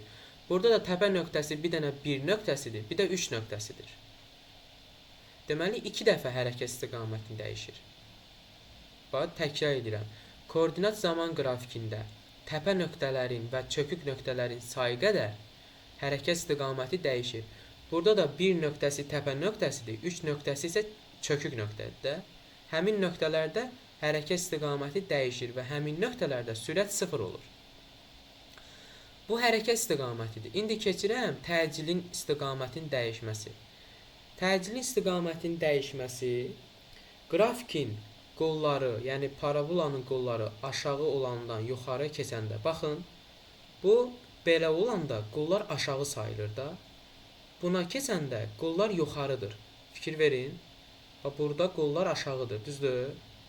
Amma burada qollar yuxarıdır. Deməli, hansı nöqtədə keçir? 2 nöqtəsində dəyişir də o istiqamət, düzdür? Bir də 4 nöqtəsində dəyişir. 2 nöqtəsində qollar birinci aşağı idi. 2 nöqtəsində qollar keçdi yuxarıya. Deməli, 2 nöqtəsində təcilin istiqaməti dəyişir. Həmçinin 4 nöqtəsində də qollar yuxarıdır, keçdi qollar aşağıya. 3 nöqtəsində hərəkət istiqaməti dəyişir zəminə. Deməli, təcilin istiqamətindən danışırdıq. Təcilin istiqaməti qolların aşağı olan hissəsindən qolların yuxarı olan hissəsinə keçid nöqtələrində təcilin istiqaməti dəyişir. Bir də 5 nöqtəsində. 5 nöqtəsində də qollar get-gedə aşağı doğru hərəkət edir, amma 5 nöqtəsində isə avtomatik yuxarıya doğru gedir. Deməli, 5 nöqtəsində də mənim təcilin istiqaməti dəyişir. Bu oldu daha doğrusu koordinat zaman qrafiki. İndi keçirik. Bax, sürət zaman qrafiki. İndi burada da fikirləriniz maraqlıdır. Hərəkət istiqaməti neçə dəfə dəyişib? Buyurun. Səsi açıb deyə bilərsiniz. 2 dəfə. Necə? 2 dəfə. Nəyə görə? T-oxlu kəsdiyi nöqtələr baxmırıq. Bu bir yanaşma. Başqa fikri olan var? 3 dəfə. 3 dəfə. Artıran, varmı artıran? Müəllim, biraz yuxarı edin də, yuxarıda salıb. Biraz yuxarı eləyin. Deyin elə uşaqlar, necə olacaq? Mən bu sualı necə yazacağam? Nəyə görə, nəyə əsasən yazacağam? Deyin elə. Burada biz birinci XT qrafikini çıxartmalıyıq. XT qrafiki, ay maşallah. Niyə Sonra baxmalıyıq. Niyə belə uzadırsan öz işini? Nə bilim, ay mən. Elə deyil. Demək uşaqlar, yaxşı. İndi eyni sualı burada da verirəm. Sual versəm ki, təcilin istiqaməti neçə dəfə dəyişib, nə deyərsiniz?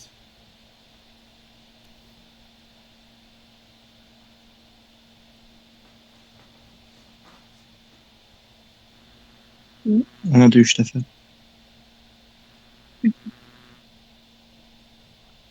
Baxın uşaqlar, burada da eyni qayda ilə yenə mən şəkil çəkəcəm. 2 dəfə, 2 dəfə.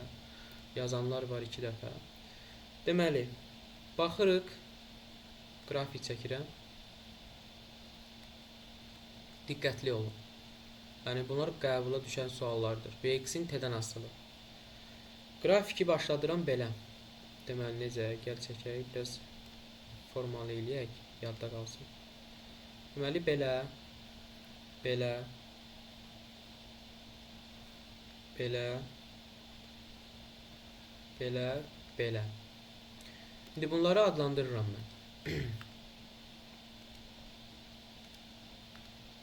Tak ki, bu nöqtəsinə deyirəm 1 nöqtəsi, 2 nöqtəsi, 3 nöqtəsi, 4 nöqtəsi, 5, 6, 7 və 8.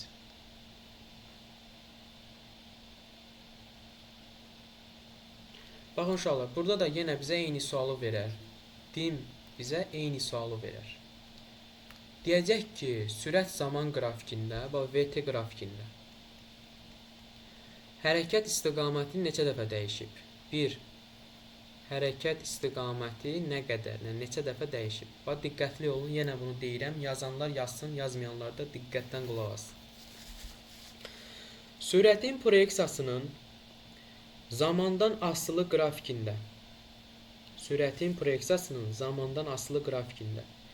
Grafikin zaman oxunu kəsib keçmə sayı qədər hərəkət istiqaməti o qədər dəfə dəyişir. İndi siz deyin görün mənə, zaman oxunu neçə dəfə kəsib keçir bu? 4 dəfə. Hansı 4 nöqtələrdə? 2, 4, 6, 8. Ay sağ ol. Deməli, hərəkət istiqaməti 4 dəfə dəyişir. 4 dəfə dəyişir. Hansı nöqtələrdə? 2, 4, 6, 8. Deməli, sürət zaman qrafikində, hərəkət istiqamətinin neçə dəfə dəyişdiyini bizdən soruşsa, T oxunu neçə dəfə, qrafik T oxunu neçə dəfə kəsib keçirsə, o qədər hərəkət istiqaməti dəyişir. Bu oldu mənim birinci sualımın izahı. Bu getdi. İkinci sualda mənə deyə bilər ki, yəni daha ikinci suala keçməmişdən qabaq bu sual haqqında biraz qalaq. Daha doğrusu hərəkət istiqaməti haqqında biraz qalaq. Yəni çünki zaman oxunu kəsən nöqtələrdə sürətin proyeksiyasının işarəsi dəyişir. Ta ki, bax, 2 nöqtəsində sürət T oxundan yuxarıda idi, düzdür? Amma 2 nöqtəsini kəsib keçəndən sonra 3-ə doğru gedəndə sürət avtomatik sıfıra, yəni sıfırı keçir, mənfiyə doğru gedir, düzdür? Mənfiyə doğru gedirsə və mən də demişəm ki, hərəkət istiqaməti sürətə görə tapılır. Əgər sürətin proyeksiyası sıfırdan böyükdürsə, bu x oxu istiqamətində hərəkət edir. Əgər sürətin proyeksiyası sıfırdan kiçikdirsə, bu x oxunun əksi istiqamətində hərəkət edir. Qulağınızda sırğa eləyin. Hərəkət istiqaməti sürətin istiqamətinə görə tapılır. Sürət müsbətdirsə x oxu istiqaməti, sürət mənfidirsə x oxunun əksi. Aha, onda 2 nöqtəsində mənfiyə doğru gedir sürət, deməli dəyişirsə x oxu əksi olur, deməli hərəkət istiqaməti dəyişdi. Buraya qədər sualı olan var, qaranlıq qalan bir məqam var bu sualda. Əziz şagirdlər, eşidirəm sizi. Yoxdursa keçək təcili. Bildiyim qədərilə yoxdur, səsiniz çıxmadı. Ya heç nə başa düşmədiniz, ya da hər şey başa düşdünüz. 2 dənə variant var.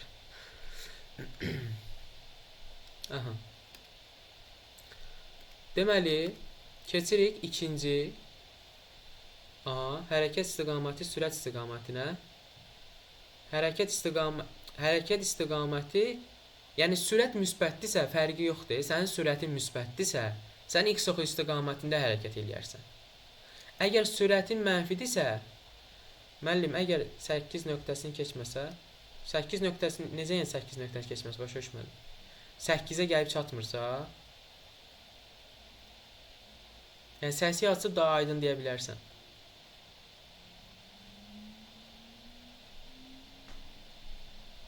Pərvanə, səsi aç, daha aydın deyə bilərsən.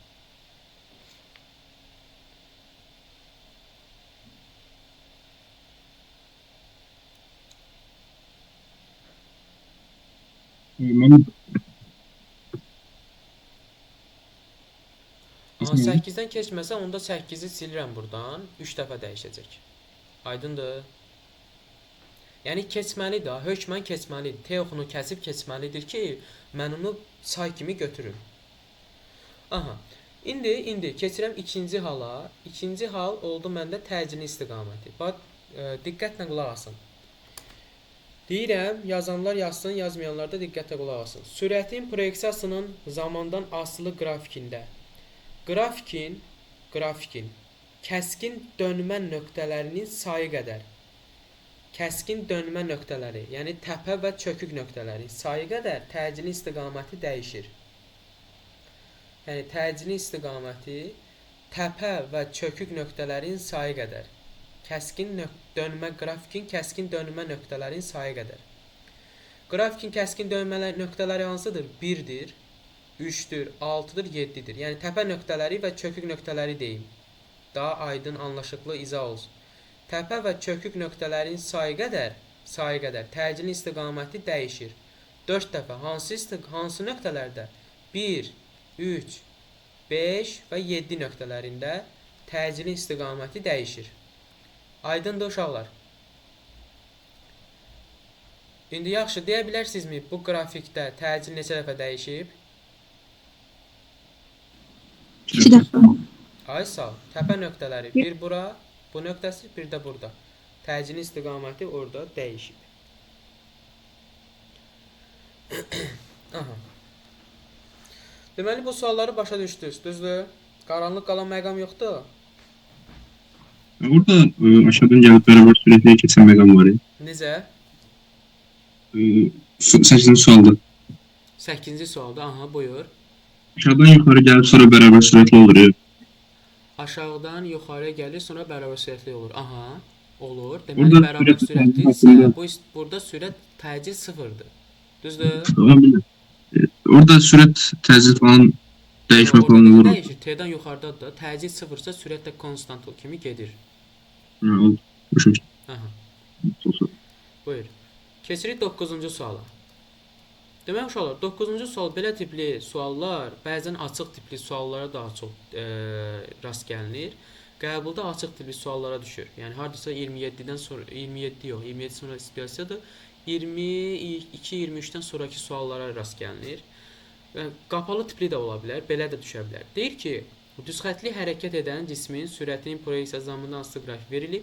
Aşağıdakı ifadələrdən hansı doğrudur? Baxın uşaqlar, T oxundan aşağıdadır, düzdür?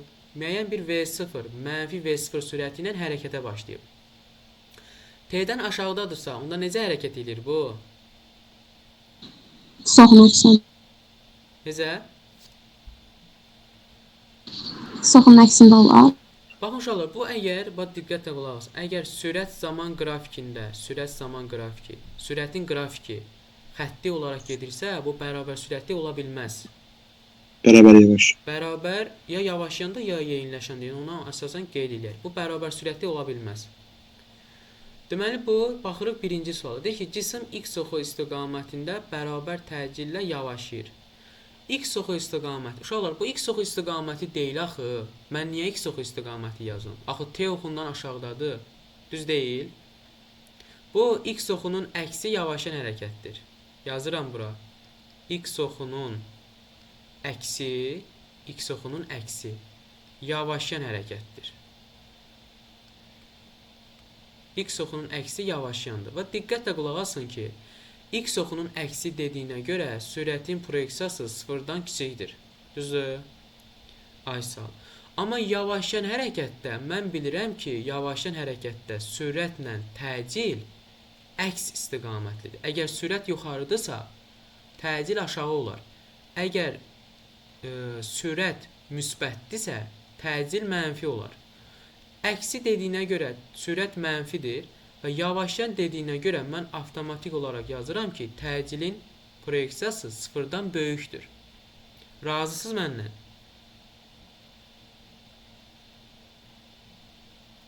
Aha. Deməli, Vx sıfırdan kiçikdir. Sürətin proyeksiyası sıfırdan kiçik, amma təcilin proyeksiyası sıfırdan böyükdür. Və x oxunun əksi yavaşlayan hərəkətdir. Baxıram birinciyə, cisim x oxu istiqamətində səhvdir. 2-yə baxıram. Cisim x oxunun əksi istiqamətində bərabər təcillə yavaşlayır. Düzdür bu. Baxıram 3-ə. Cisim x oxu istiqamətində bərabər sürətlə hərəkət edir. X oxu istiqamətli dedik ki, deyil, əksi istiqamətli. 4-ə baxırıq. Cisim x oxunun əksi istiqamətində bərabər sürətlə. Bərabər sürətlə necə hərəkət edir? Axı təcil var. Təcil varsa ya yavaşayandır, ya yeyinləşən. Yeyinləşən də olmadığına görə yavaşayan hərəkətdir. 4 də səhvdir. Baxırıq 5-ə. Cisim x oxunun əksi istiqamətində azalan təcillə yavaşayır. Baxırıq uşaqlar, azalan təcil və artan təcillər nədir? Demək uşaqlar, azalan təcil odur ki, təcil müəyyən qiymətdən sonra azalmalıdır. Amma bərabər təcilli sözü var, bərabər təcil. Belə olanda mən təcilin qrafikini çəkəndə, AX-in T-dən asılı qrafikini çəkəndə, sürət müsbət olduğuna görə proyeksiyası t oxundan yuxarıda olacaq və sabit olacaq. Siz heç təcilin qrafikini belə görmüsünüz? AX-in t-dən asılılığı belə və yaxud belə və yaxud belə görmüsünüz? Yox. Niyə? Çünki bərabər təcillidir. Ona görə də 5 səhvdir. Niyə? Çünki azalan təcil deyilən bir şey yoxdur axı. Azalan təcil ancaq dəyişən təcili hərəkət müxtəlif zaman müddətlərində ola bilər.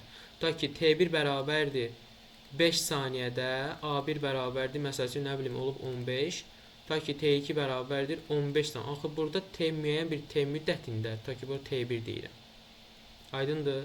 Ona görə burada bir dənə doğru variant var, o da A variantıdır. Daha doğrusu bir dənə var, o da ikinci sualdır. Baxın, belə suallar çaşdırıcı suallardır. DİM-də belə sualları xoşlayır uşaqlar. Niyə? DİM uşaqların çaşdırma üçün bəhanə axtarır, sual axtarır. Və diqqətli olun. Sualda deyəsən hansı doğrudur deyir, neçəsi yox. D variantı olmur. Necə? D variantı. Hə, neçəsi doğru deyil. Hə, əla. Bir hansı doğrudur? Hansı doğrudursa, D variantı. Aydındır. Aha, kimsə yazmışdır, riyazi rəqqas, başa düşmədim onu. Uşaqlar sual verdi, görə bilmədi. Aha, və belə suallar lazımi suallardır. Keçirik 10-cu suala. Deyir ki, cisim koordinatının zamandan asılı qrafikini əsasən hərəkət istiqamətini dəyişdikdən sonra onun getdiyi yol. Baxın uşaqlar, indi bayaqki qaydanı burada tətbiq edirik. Koordinat zaman qrafikində hərəkət istiqaməti necə dəyişir? Harda dəyişir ümumiyyətlə? Təpə nöqtəsində. Harda? Təpə nöqtəsində. Ay sal, kəskin dönmə nöqtələrində, düzdür? Deməli, bu nöqtədə bunun hərəkət istiqaməti dəyişir. Və deyir ki, hərəkət istiqamətini dəyişdikdən sonra burada dəyişir x oxunun əksi istiqamət. Dəyişdikdən sonra nə qədər yol gedəcək? Bu qədər. 8-dən düşəcək 0-a, yəni 8 metr yol gedəcək. B variantı. Aydın oldu. Keçirik 11-ci suala.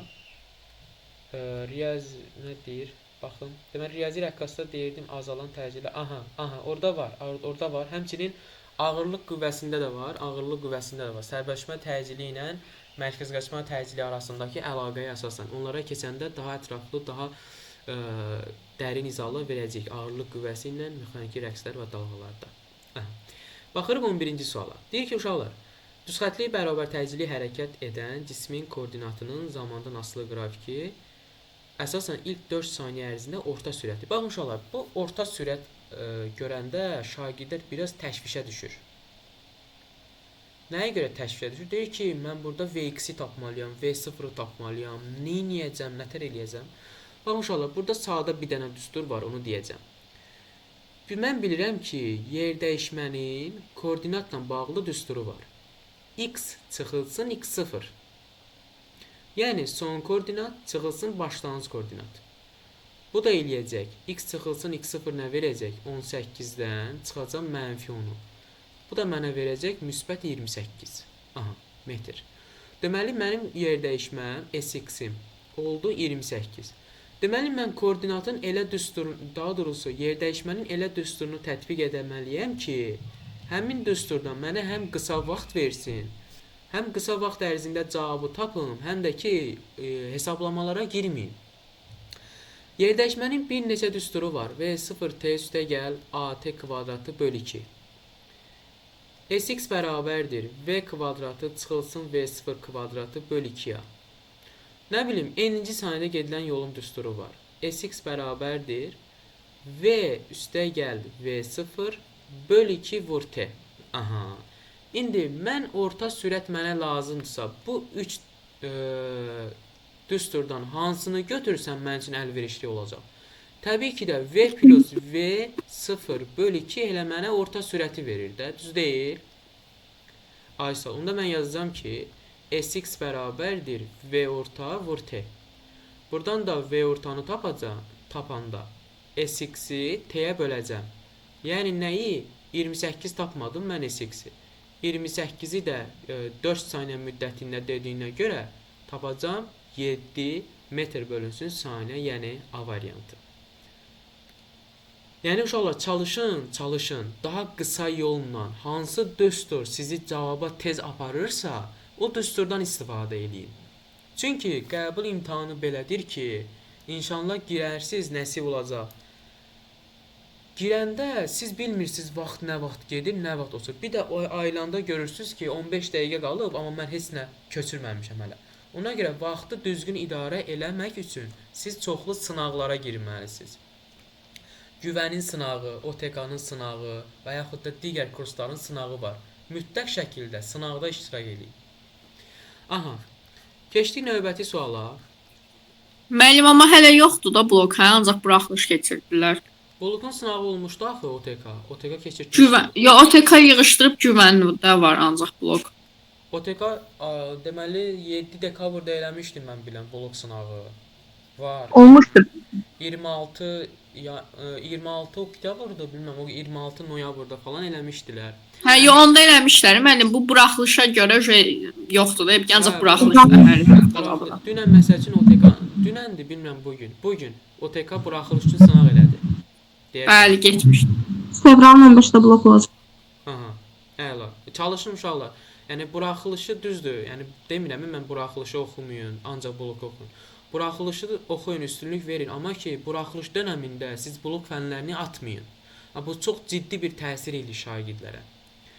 Blok fənində buraxılış dövründə bloku atmaq olmaz. Sözü biraz ləngitmək olar, amma ki tamamilə atmaq düzgün deyil. Baxırıq, çünki buraxılışdan sonra problem yaranacaq siz üçün, ona görə deyirəm.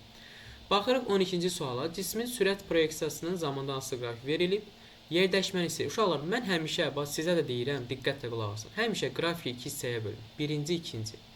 Birinci qrafik hansı hərəkətin növüdür? X oxu istiqamətində yeyinləşən. Düzdür? X oxu istiqamətində yeyinləşən. Amma 2 isə X oxu istiqamətində bərabər sürətlidir. Ən əsas suallardan biridir. Ondan mən yerdəyişmənin zamandan asılı qrafikini çəksəm, SX-in T-dən. Birinci qrafik X oxu istiqamətində yeyinləşən olduğuna görə və parabolik kimi artır, ikinci isə sabit. Sabit deyəndə ki, düz xətt. Deməli, artır, düz xətt, B variantı. Aha, əla Seyfullah. Baxırıq 13-cü suala. Aha, 13-cü sual biraz maraqlı suallardan biridir. Baxırıq. Deməli, deyir ki, cismin sürətinin proyeksiyası zamandan asılı qrafik verilib. Okey. Deməli, mən yenə bunu 2 hissəyə ayırıram. 1, bu da 2. Yaxşı, siz deyin görün mənə, birinci qrafik hansı hərəkətin növüdür? İkinci qrafik hansı hərəkətin növüdür? Birinci yeyinləşəndə ikinci yavaşlayan.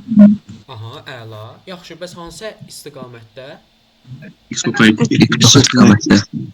Əksi istiqamətində. Birinci əksi istiqamətdədir. İkinci X oxu istiqamətində. İkisi də əksi istiqamətdə. Hər ikisi əksi istiqamətdə. Biraz məmalı yanaşdınız. Biraz dedikləriniz məmalı oldu. Tam dəqiq deyən var uşaqlar. İkisi də X oxu istiqamətdə. Heç bilmirəm. Heç bilmirəm deyən kimdir? Mən. Deməli uşaqlar, bəziləriniz dedi ki, deməli yavaşlayan yeyinləşən. Nəysə, baxırıq uşaqlar. Bax diqqətlə. Baxın, birinci qrafik X oxunun əksi istiqamətində. X oxunun əksi istiqamətində.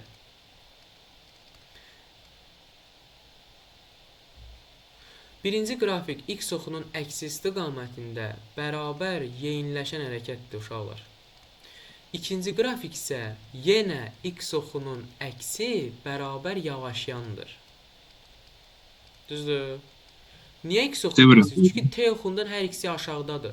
Mən demədim ki, əgər sürətin qrafiki T oxundan aşağıda olsa, deməli hərəkətin əksi istiqamətidir. Bayaq dediyimdən 15 dəqiqə keçməyib. Aha. Deməli mən buradan birinci gəl yer dəyişmənin proyeksiyasını tapaq, sonra yola keçərik. SX-in T-dən asılılığı.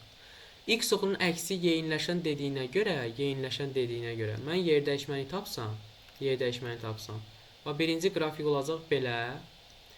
İkinci x oxunun əksi, bu parabolada, yəni t getdikcə sx oxuna yaxınlaşır. İkinci isə x oxunun əksi yavaşlayan dediyinə görə qrafik olacaq belə. T oxuna yaxınlaşır. Bu birinci qrafik, bu da ikinci qrafik. Bu hansı qrafikdir? Daha doğrusu sx-in, yəni yerdəyişmənin proyeksiyası. Amma məndən yerdəyişməni istəmir. Məndən yolu istəyir. Məndən yolu istədiyinə görə dedik ki, yol heç vaxt mənfi və 0 ola bilməz. Düzdür?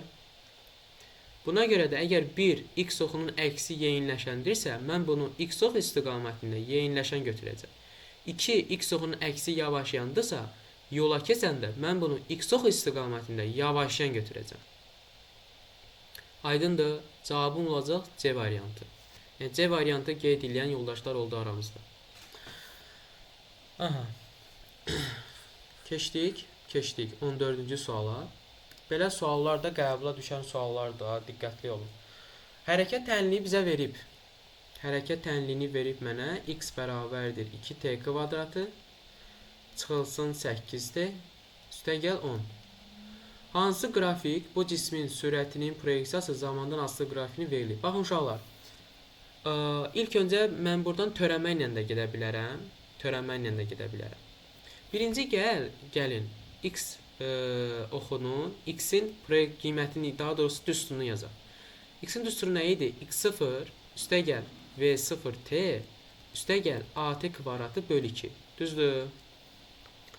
Deməli burada sabit hədd x0-dır. Deməli bura yazıram mən. x0 bərabərdir 10-dur. T-nin əmsalı 8-dir. Yəni v0 bərabərdir -8-ə. Təcil isə t kvadratının əmsalın 2 mislidir. Və burada t kvadratını 2-yə bölüb 2 yazıb. Deməli a nəyə bərabərdir? 4-ə. Düzdür? Aysa. Deməli təcil müsbət, amma v0 mənfidir.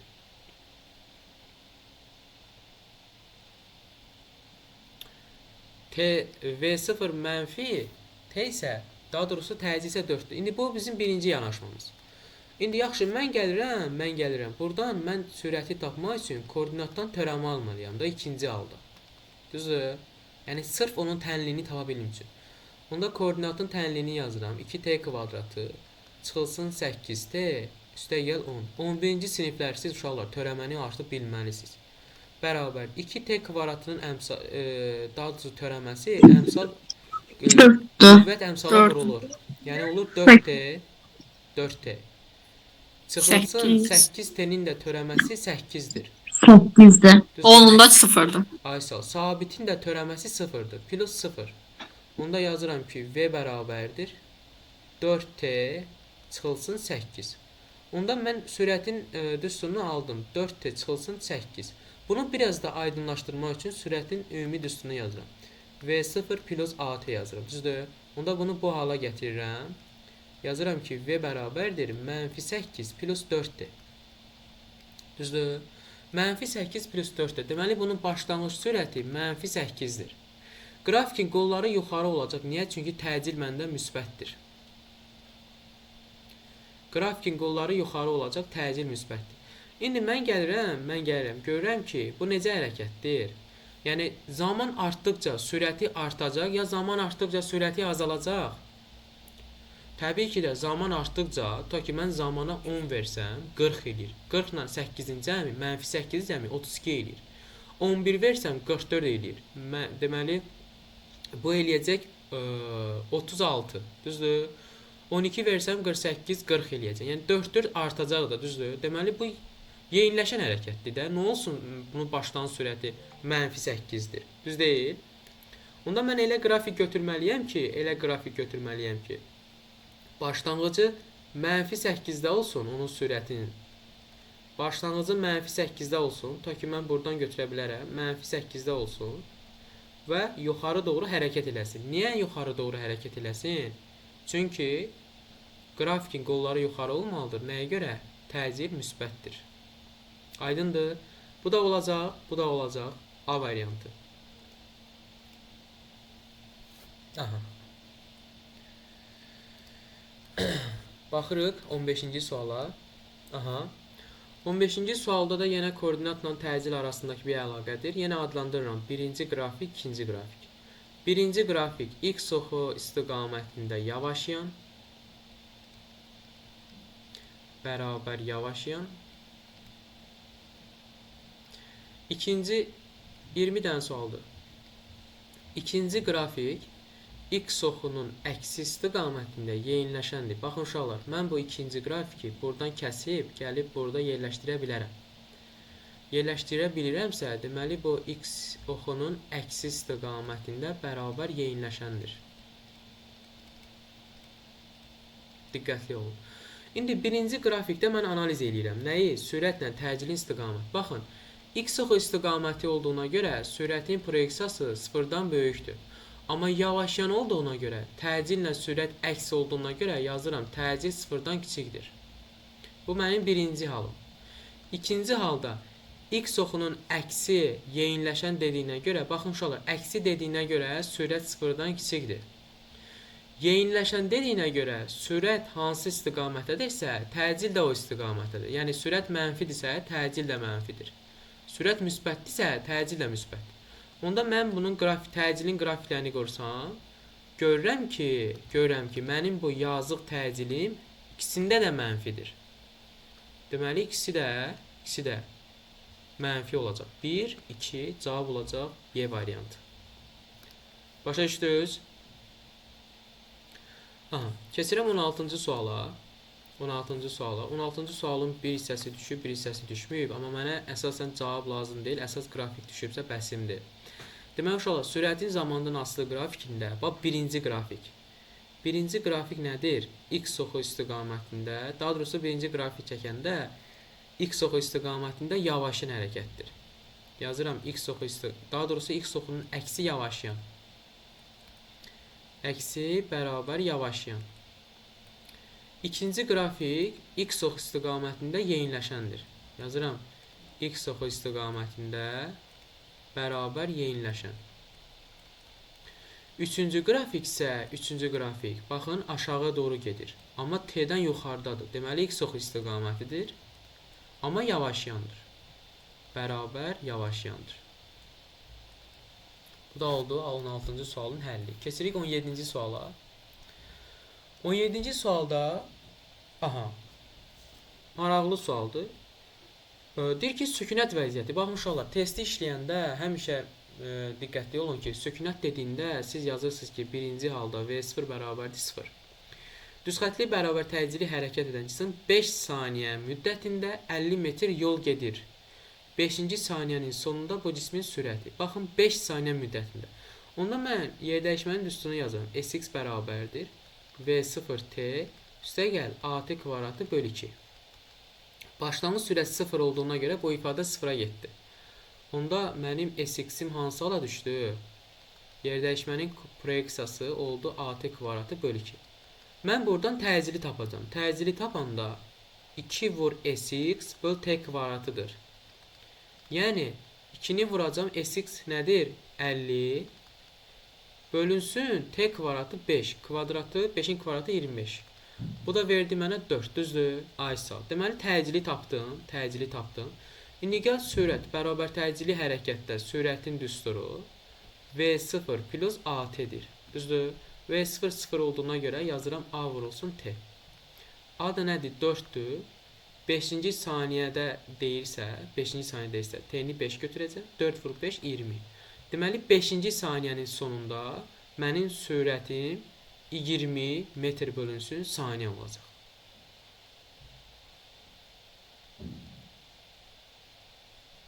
Bax, Səma. Deyir ki, sükunət vəziyyəti dediyinə görə mən V0 bərabərdir 0 yazdım. Düzxətli bərabər təcili hərəkətdə də 5 saniyədə 50 metr yol gedir. Onda yazacağım ki, Sx bərabərdir V0t plus AT kvadratı bölü 2. Bu düsturdan gedəcəm. Niyə bu düsturdan getdim? Çünki V0 0 verib. Rahat olsun deyə. Buradan tapdım ki, V0 0-dırsa, onda bu ifadə AT kvadratı bölü 2. Təcili tapacağım. Təcili tapanda 2S vur T kvadratı. Riyaziyyatdır. Artıq burası riyaziyyatdır. Təcili tapdım 4-dür. Və bərabər təcili hərəkətdə də sürətin V0 plus AT düsturu var. Yəni müəyyən onsuz bərabər təcili hərəkət dediyinə görə təcil konstantdır, düzdür?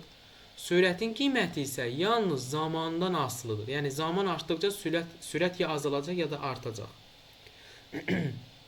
Ona görə mən Vx bərabərdir V0 plus AT yazdım. V0 onsuz da 0-dır, çünki süknət deyir. Onda A vur T düsturundan istifadə edərək sürətin qiymətini tapıram. Hansı saniyədə? 5-ci saniyədə. Aydındır Səma?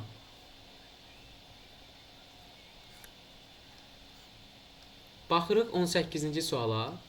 Uşaqlar, 18-ci sual belə baxanda qəliz görsənsə, valla çox asan bir izahı var. İndi deyəcəm, başa düşərsiniz.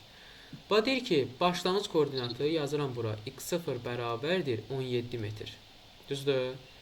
10-cu saniyənin sonunda cismin koordinatını hesablayın. Nədir? Aha.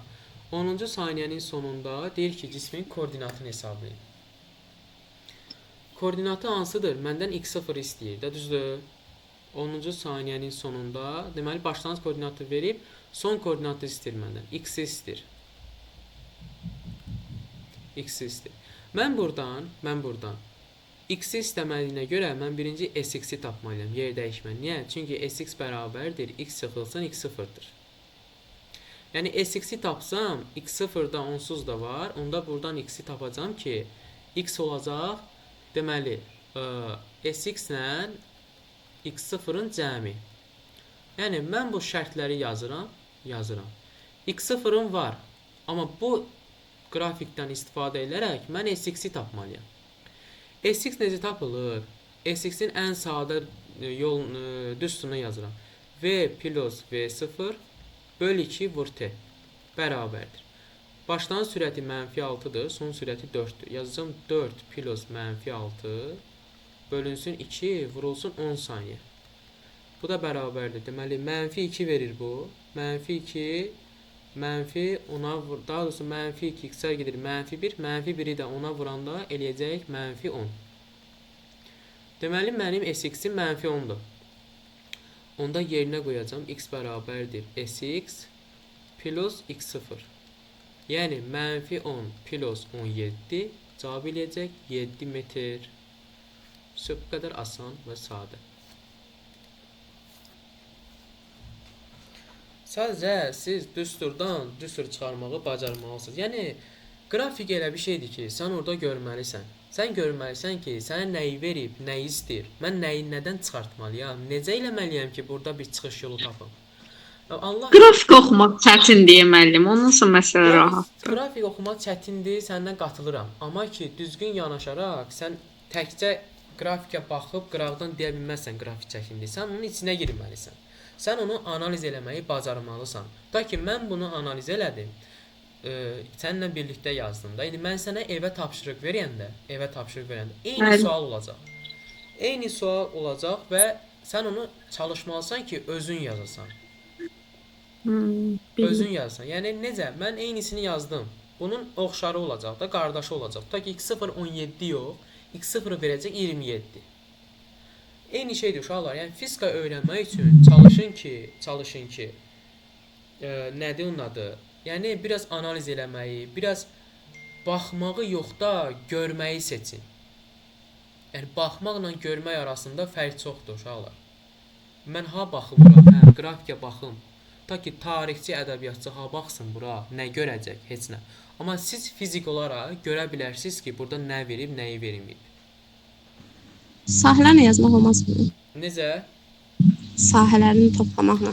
Sahə ilə yazmaq olardı. Sahə ilə niyə özünüzü o qədər çətinə salırsınız ki? Bəlkə sahə tapmaqda imtahan stresinə düşsüz, sahəni yaza bilmədiniz. Sahəni tapa bilmədiniz. Mən sizə uşaqlar ən optimal yolu göstərirəm. Yəni vaxtımız azdır. Yanvar ayının sonundayıq artıq. Bizdə vaxt fevral, mart, aprel, 3, may, 5 ayımız var. Orta 5 ayımız var.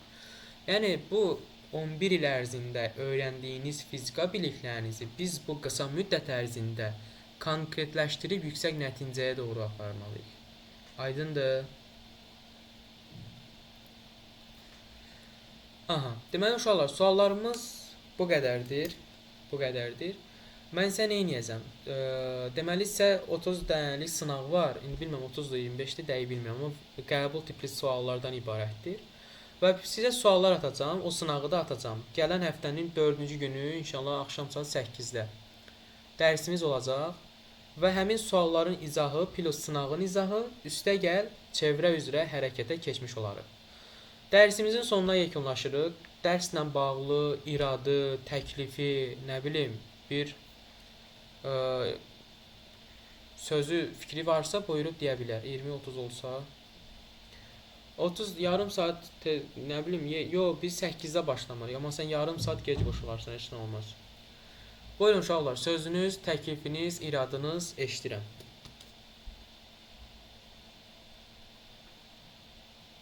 Deməli, nə lazımdırsa sizə qrupa atacağam. Qrupda atacağım sizə, məlumat verəcəm. PDF olsun, test olsun. Amma ki, sizdən bir xahişim var. Dərsə hazırlıqlı gəlin. Mən sizə sınağı atanda o sınağı işləyib gəlin. Başa düşürəm sizi, hazırlıqlarınız var.